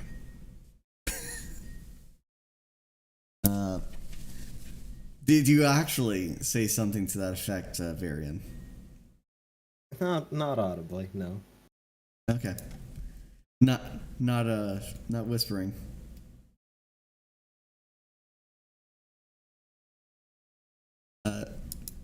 She gestures to the table that one of her men just got up from. Would you like to sit down and hear about what I'll be providing to you? Yes. Yeah. Thank you. So she comes over to meet with Scoggin and seems to give little deference to the rest of the party as she meets with the leader parent of the group. She speaks in more hushed tones. I showed a decent sum of cash for the people out of our mutual friends to arrange this meeting. I'm willing to provide to you whatever you need to engage upon this hunt. Up to 1,500 gold, 2 arbalests, and 6 of my own crew to help you engage this hillbound fury.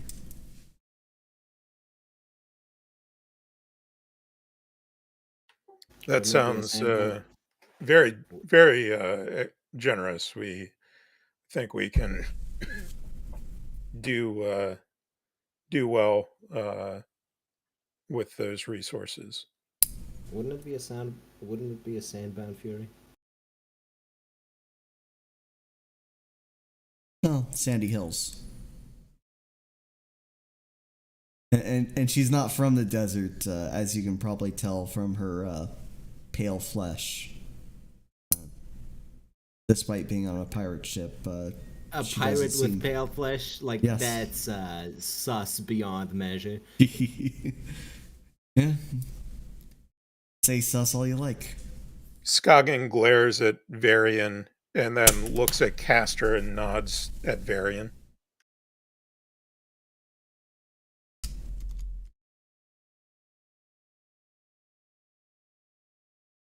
Let's roll to see if I know what you meant by this. What do you mean by what she meant by that? She meant for Castor to bonk Varian.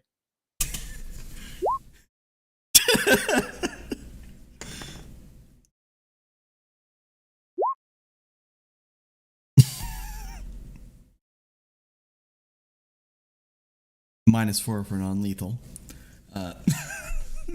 Who says non-lethal? Oh, so it's a lethal bonking. Okay.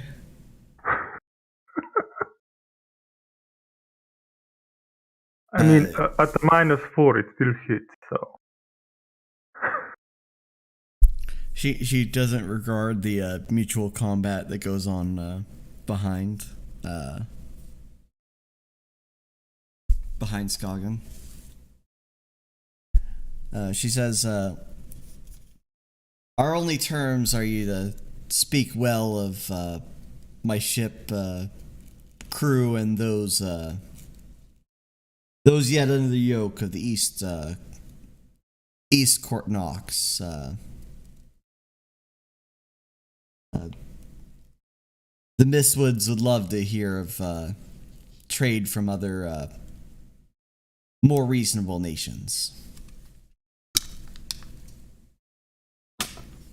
Fucking unacceptable terms, speaking well of furs.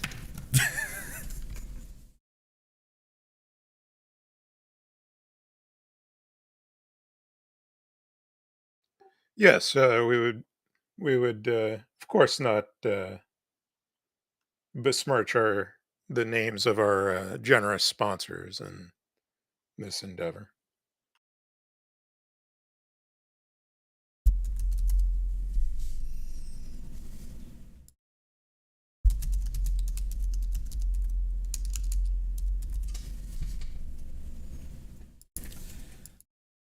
Very well, she says, and then she gestures over to someone that was in the back halls of the Adventurers Guild, and he nods his head and departs out of sight. And within a minute later, he comes by with a small, strong box and hands it over to Skagen. She says, "This is your funds. I eagerly await hearing word of you coming back with one of those giants alive. I have no doubt someone scouted by good Melchior can engage in this request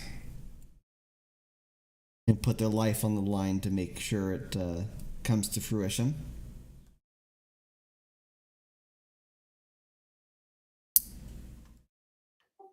Yes, we're hopeful that we'll be successful. We're teaming up with 3 other bands of adventurers, seasoned adventurers, to uh, increase our chances of a successful uh, hunt.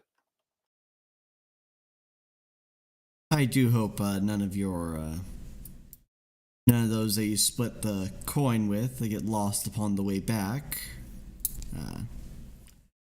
She says probingly. It'd be nice if you get the greater share of the reward once your mission is a success. Despite being a pirate, Varian appreciates this woman. Well,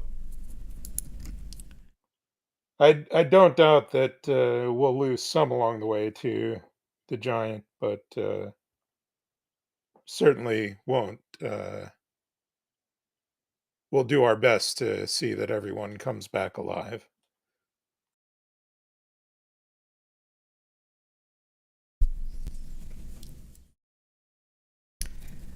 Very well, with your assurances and oaths,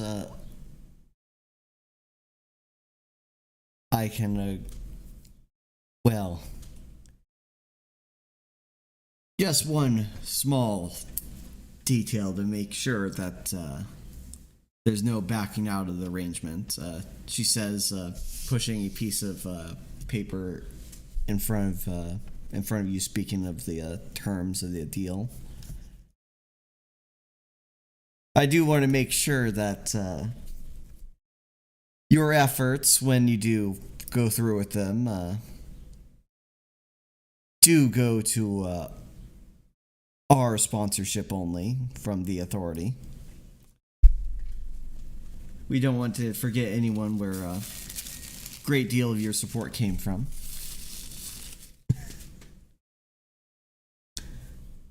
Well, as I said, we are teaming up with 3 other bands of adventurers. Each of them are seeking out their own sponsor.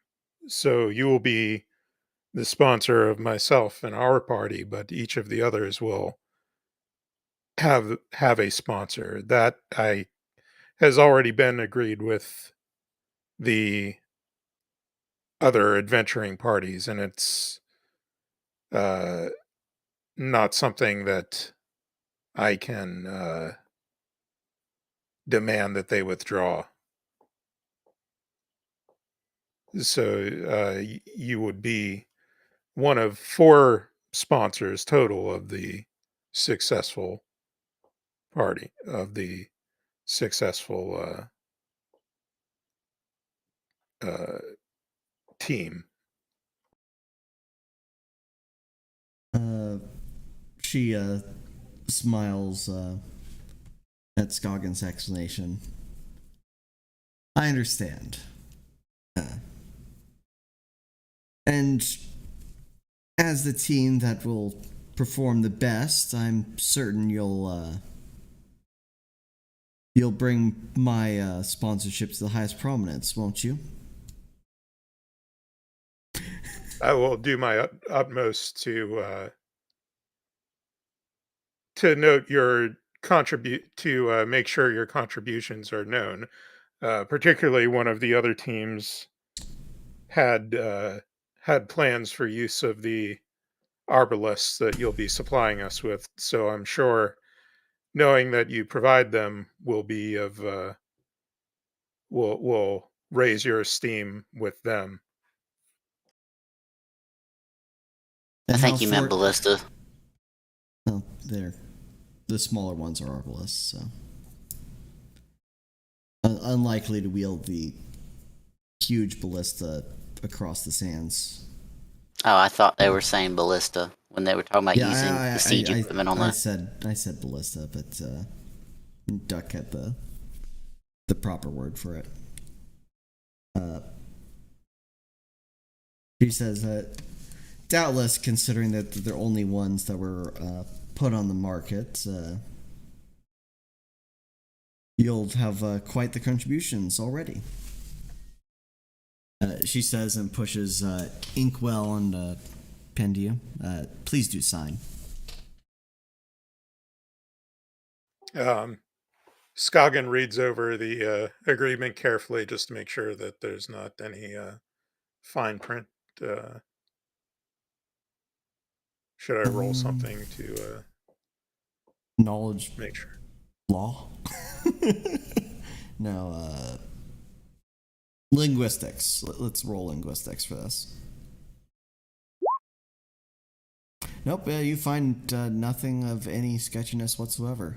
Let me read through the fucking contract. I don't trust pirates. What about sense motive? You can't sense motive of paper. Can I sense motive of the?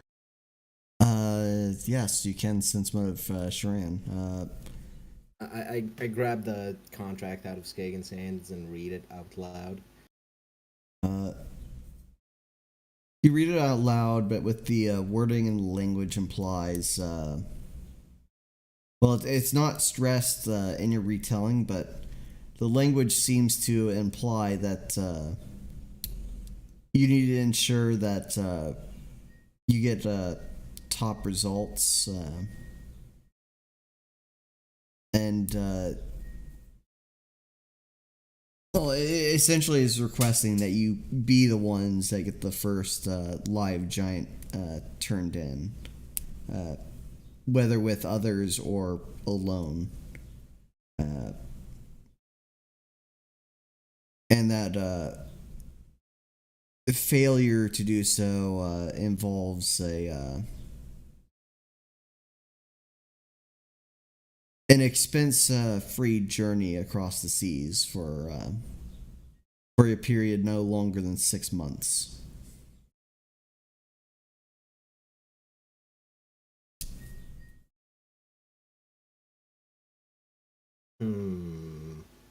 Would there be any plank walking on this short boat expedition? There are terms of return.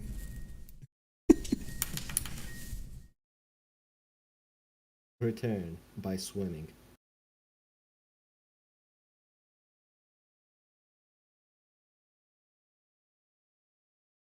Whatever you imply.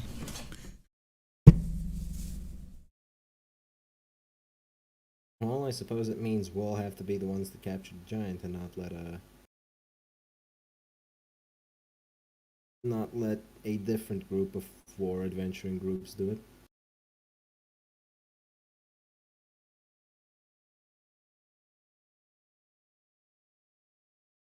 She says, excellent to hear your gusto. Half-elf, sir. Touch me, furry.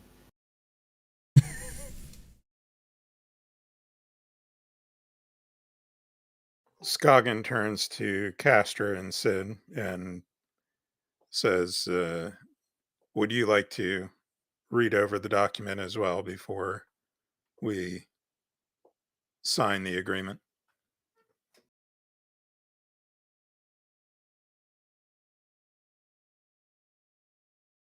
Voice any objections now or forever hold your tongue. Rather cut yours out. That can be arranged, but I don't think he'll stop her from making noise. I'm not signing the contract. You are. Exactly. You're the one that's responsible. You're the leader. I agree with this assessment completely, and I hand the contract over to Skagen. In that case, perhaps we should shed a poison-tongued dwarf from our party and find a adventurer more knowledgeable of the desert to aid us. Don't kick Sid out. He's useful, unlike some of us here. Who are you talking Now, about? now, There's only- Varian, don't speak. Don't you shouldn't put yourself down like that. You've been very useful. You can't hit the broadside of a barn with your bow, and you miss a stone standing still in front of you with your sword. Shut the hell up. That's not true. She hit Braga. The one person you Skagen managed to kill stands within up the- and faces Varian and pulls out her sword and says, "Would you like to test my abilities?" Oh no, I'm so scared. I'll get 4 damage per turn, which I can immediately heal. How very threatening. The Chick small Draw fight, your chick weapon, fight, coward. Chick fight. the small woman at the table clears her throat, trying to remind the both of you that she is present, and says, "Well, I do admire a good show after paying a king's ransom. I would still like to see that the deal comes to completion within the week, if not the month." We can't possibly complete it within the week. The lands of the Sand Giants are so far away that it'll take a week of travel just to get there. Probably 2 weeks back when we're dragging the thing along with us. Within the month, then. How good of you to do business. Now, I'm certain that the coin I have on hand to provide you is not insufficient for taking upon additional hands to help you with this venture of yours if you have internal quarrels here.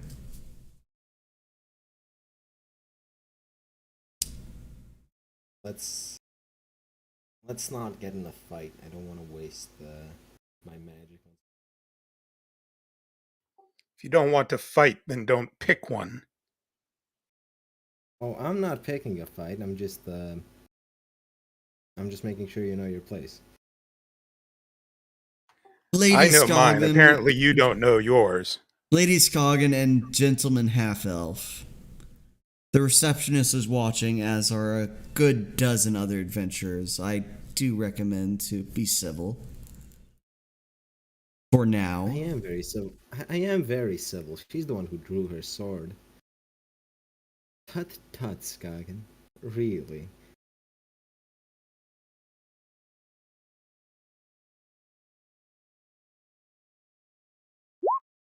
Skagen backhands him across the face. She misses completely.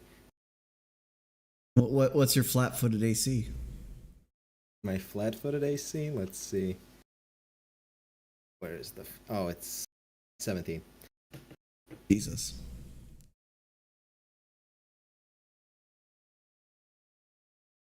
Yes, that's the breastplate tax.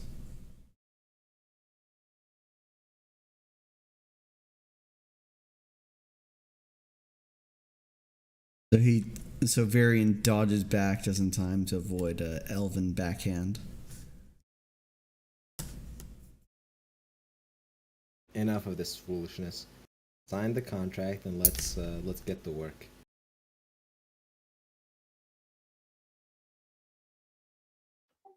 No, I demand an apology from you and the dwarf, or I won't be working with either of you ever again. Apology for what?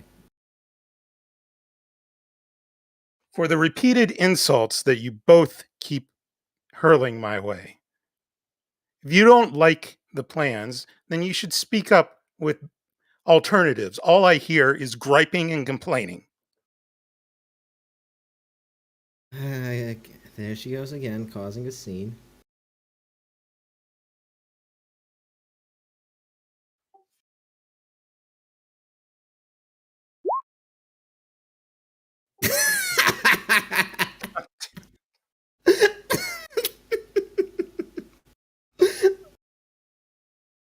God damn, I fucking hate Roll20's fucking garbage random number generation. No, it's not just I the agree, random I've number been rolling generation. It's that fucking Bright and Erazem both completely overpower their characters with getting the highest AC number possible at first. Well, the thing is, neither of those would have hit if I had light armor either. No, if you had light armor and you were flat-footed, it would have hit you. You wouldn't. You don't have. AC bonus doesn't apply to flat-footed. The reason I have AC high bonus only applies to flat-footed. Dexterity doesn't apply. Oh, it doesn't? Huh. Yeah, dexterity never applies when flat-footed. I would have had what, 4 or 5 if I had light armor AC. Well, 4 is the maximum unenchanted for light armor. My armor's enchanted. I basically always enchanted because So it'd be 5 at maximum. yeah, which would have missed for both attacks. But the Roll20's number generation has been garbage the entire day. The only good roll I got was the linguistics one. Well, Erazem rolled well. for something not relevant. Yeah, Erazem hit me. In any case, are you sure you want to antagonize your healer? You're the one antagonizing me. You threw 2 punches. The fact that they both After you missed insulted me.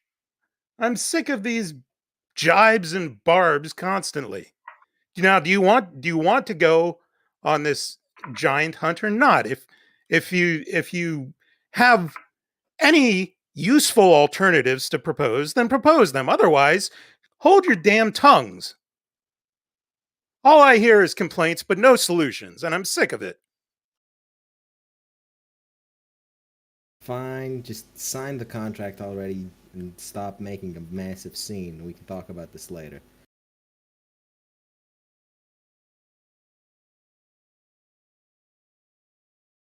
All of us will sign it.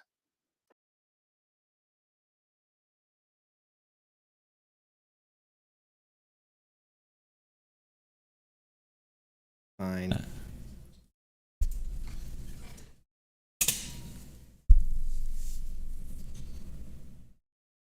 Do you have your own, Do all of us have to sign, or is it just in the party leader's name? Well, Scoggin said that the party will sign. Oh, in that case, the party will sign. Castor ponders this, then takes up a pen and signs it and says, Wait, do you have your own pen? It's a quill is offered there. Bring one. Come on. Well, I want my own pen. I don't like other people's strange quills. Anyway, Castor says that if anything goes south with this contract and we have to kill Pirate, I might not be there to help. If anything goes wrong with this contract and we have to kill the pirates, I'll gladly be there. Are you saying this out loud in front of the pirates? No. I am. See, I'm not. Sharan doesn't look amused as she gazes upon Castor. Oh, don't worry, nothing will go wrong. We'll bring back the Sand Giant. And we'll tell great stories about how these piratical our good contractors helped us.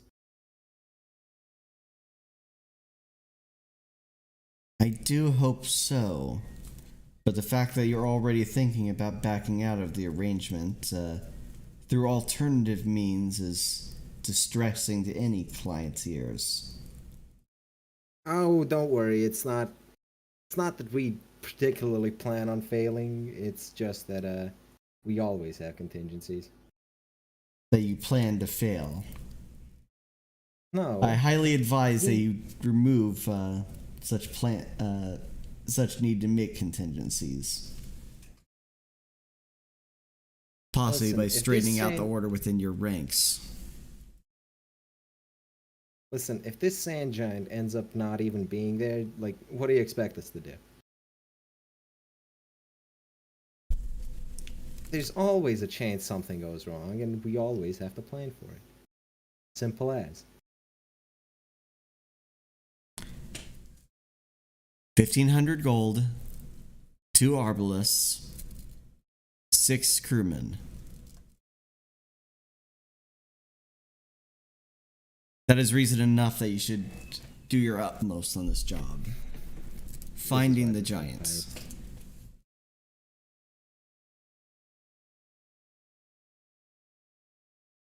Find the giants, and we all get our payday. Sign. Fine. Let's. Varian pulls out his own pen and signs the contract. Okay. She looks over to Scoggin and Sid.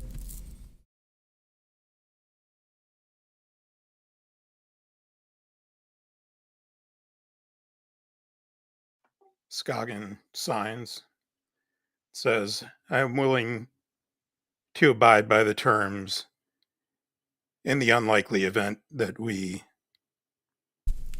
fail to bring in the first live sand giant, and I will ensure that the others will abide by the terms as well.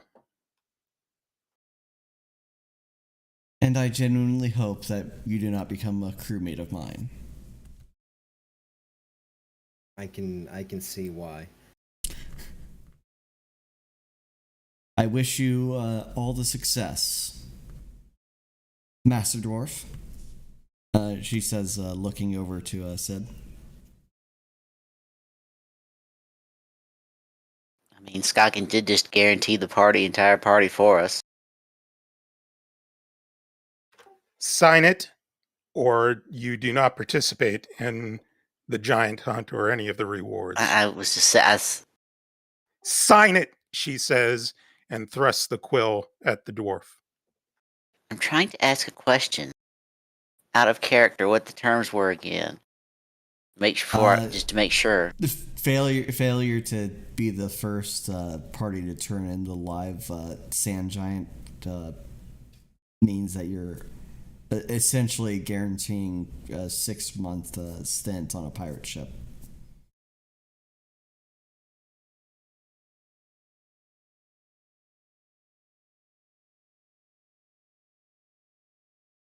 The first, huh?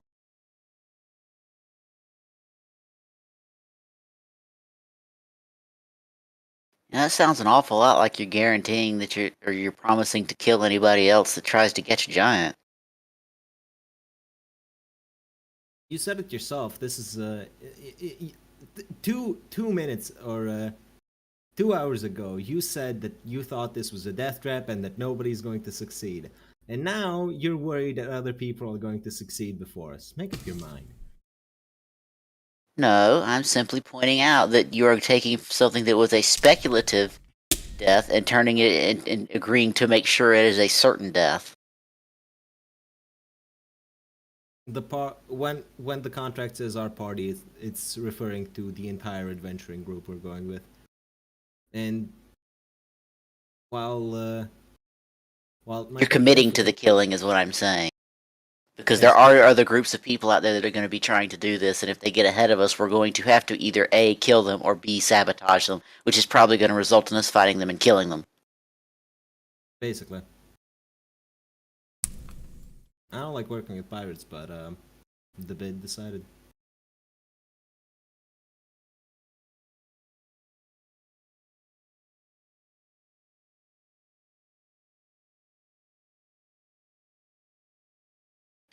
Fine, I will scratch an X on there. Sharon looks over the signature and, after a moment, seems satisfied enough.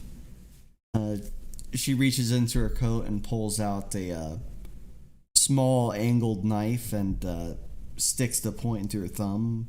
And after a moment of letting the blood well up around the tip of the dagger, she presses her thumbprint near the bottom of the page and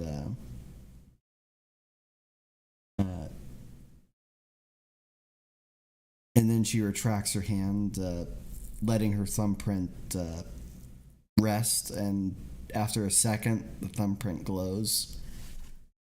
And she says, terms are reached. She stands up from the table.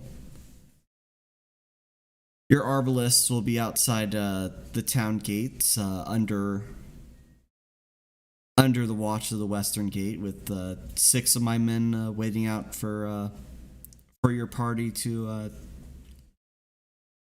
go into the dunes. And the guards were told to make sure that nobody takes those weapons from you. I've ensured that you have everything you need. You have a much better day, she says with a sharp smile before turning heel and departing with most of her men, but leaving that strong box behind on the table for you. Probably should have asked her what planet those months are going to be on. Or plane. Wouldn't recommend it. 6 months on some other plane where a month is 40 years or something.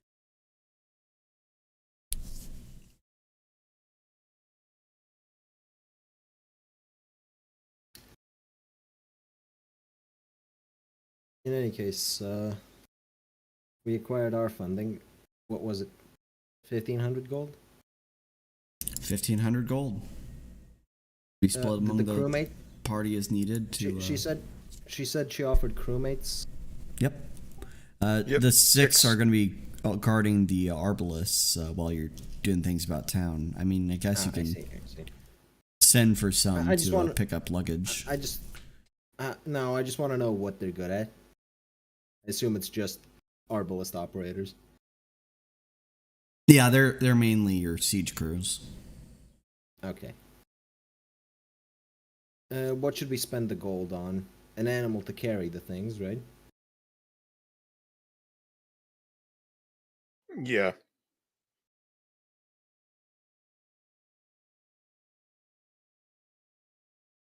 How about a magic jar to put the golem in? We can't shrink it down for long enough to keep it in a jar, unfortunately.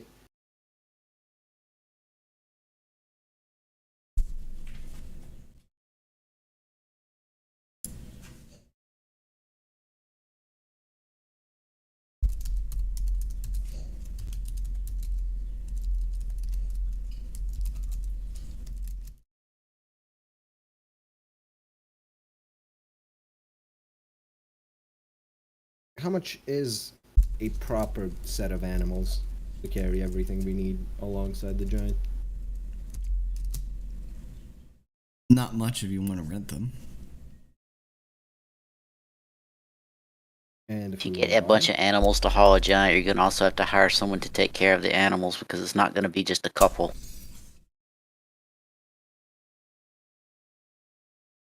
Probably. So a beastmaster and animals would be a total of?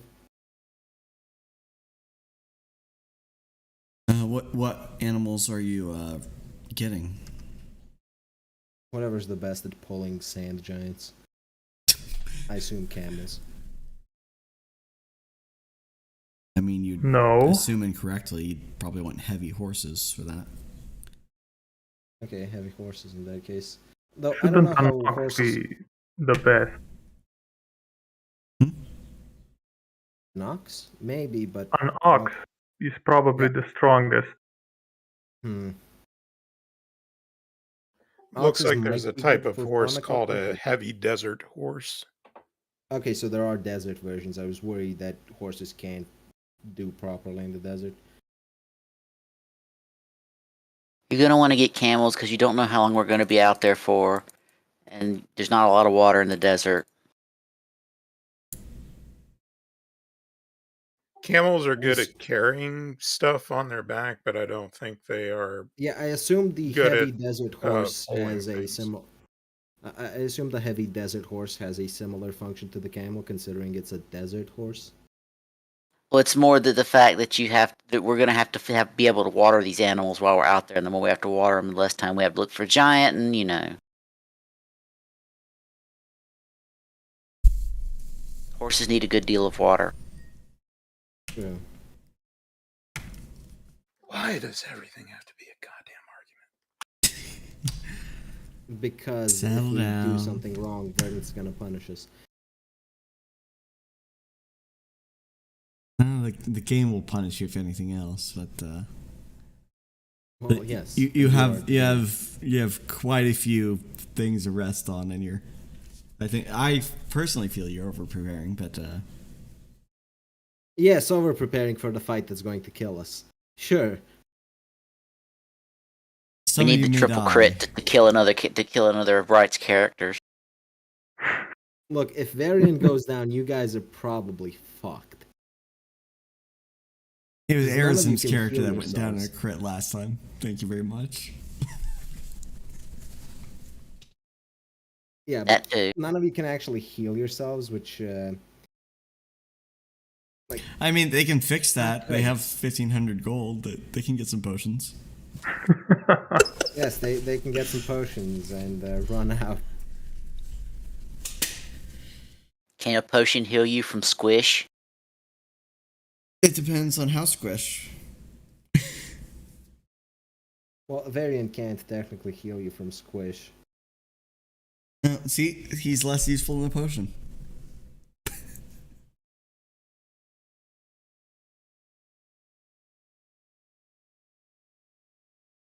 I don't think even if I spec'd completely fully into the life sphere, I could heal you from squish by caster level 5.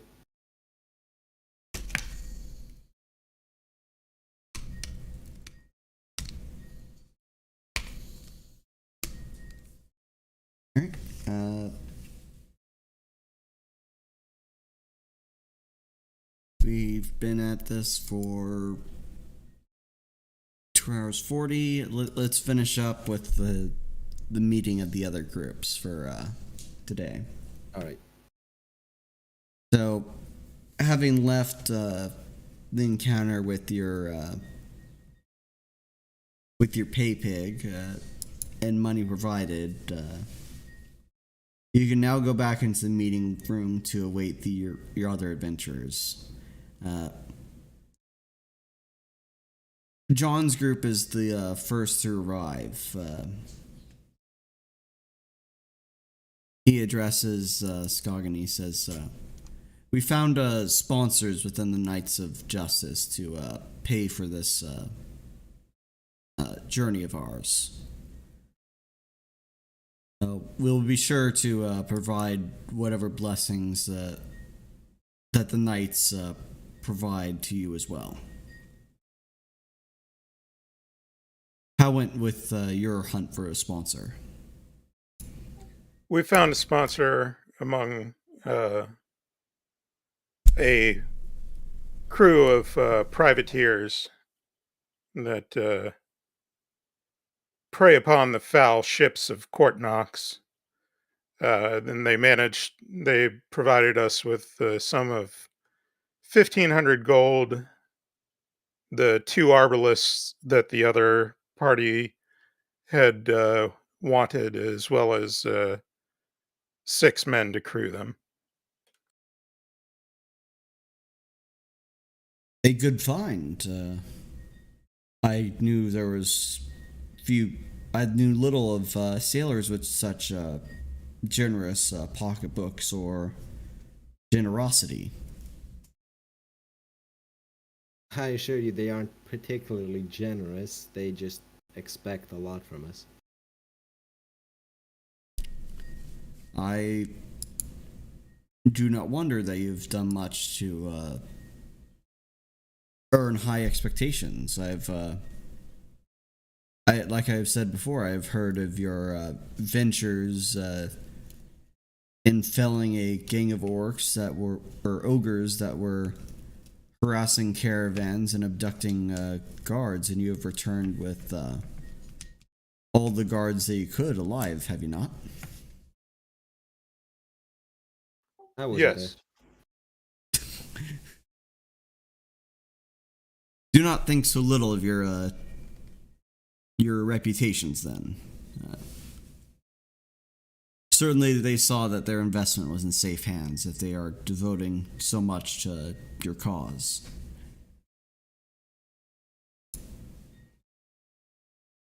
All right. The next group comes in. The group being led by that dwarven druid, it seems, and the full plate knight. The knight addresses the group, saying, "We have found our sponsor among the Trade Merchants Union of Freeport." The Knight, yes.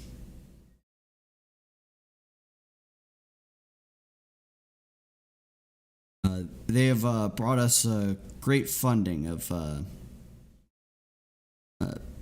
500 gold and some supplies for the journey. Rations of food and water, as well as beasts to pull our to share the load with us.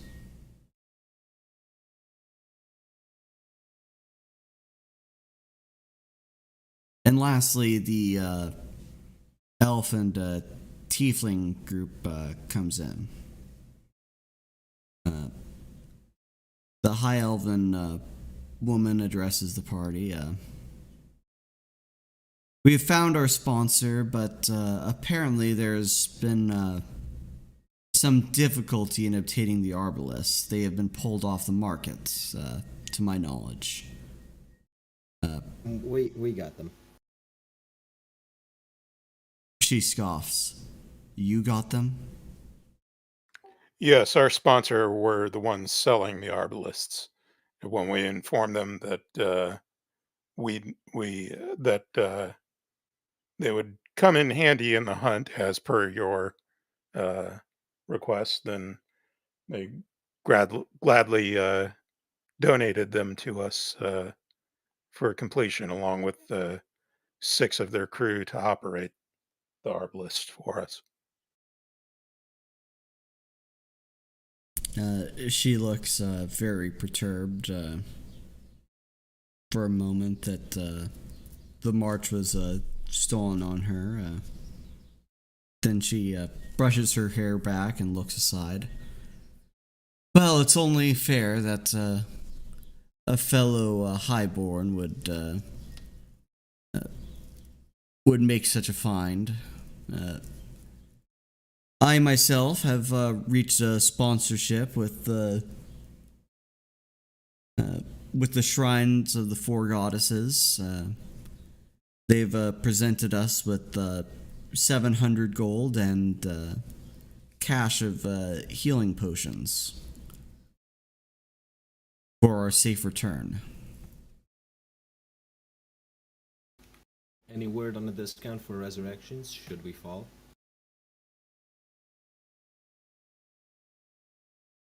The recommendations were do not fall. Figured as much.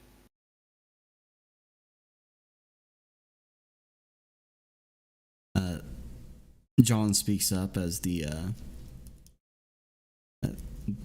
de facto leader of the group. It says, your contributions are many, and it will take no great amount of time to arrange these things into a proper order and to fill in whatever gaps are missing by our sponsors. I declare that our group is now fully chartered, and that we will be heading out into the desert in a night. Are there any objections? We need one more day here in, or at least the morning here in Freeport. We have a contract to complete that will require our attention in the morning.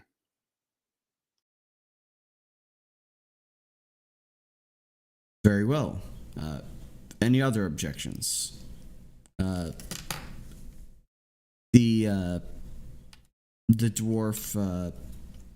dwarf druid speaks up. I have a ritual in the midday on the morrow to attend to. John says, very well. We shall venture out into the desert on the morning of the day after the morrow. Everyone have a good night's rest, and likely spend the next day on your business and getting whatever supplies that you need. I await meeting with you on the morning at the West Freeport Gate.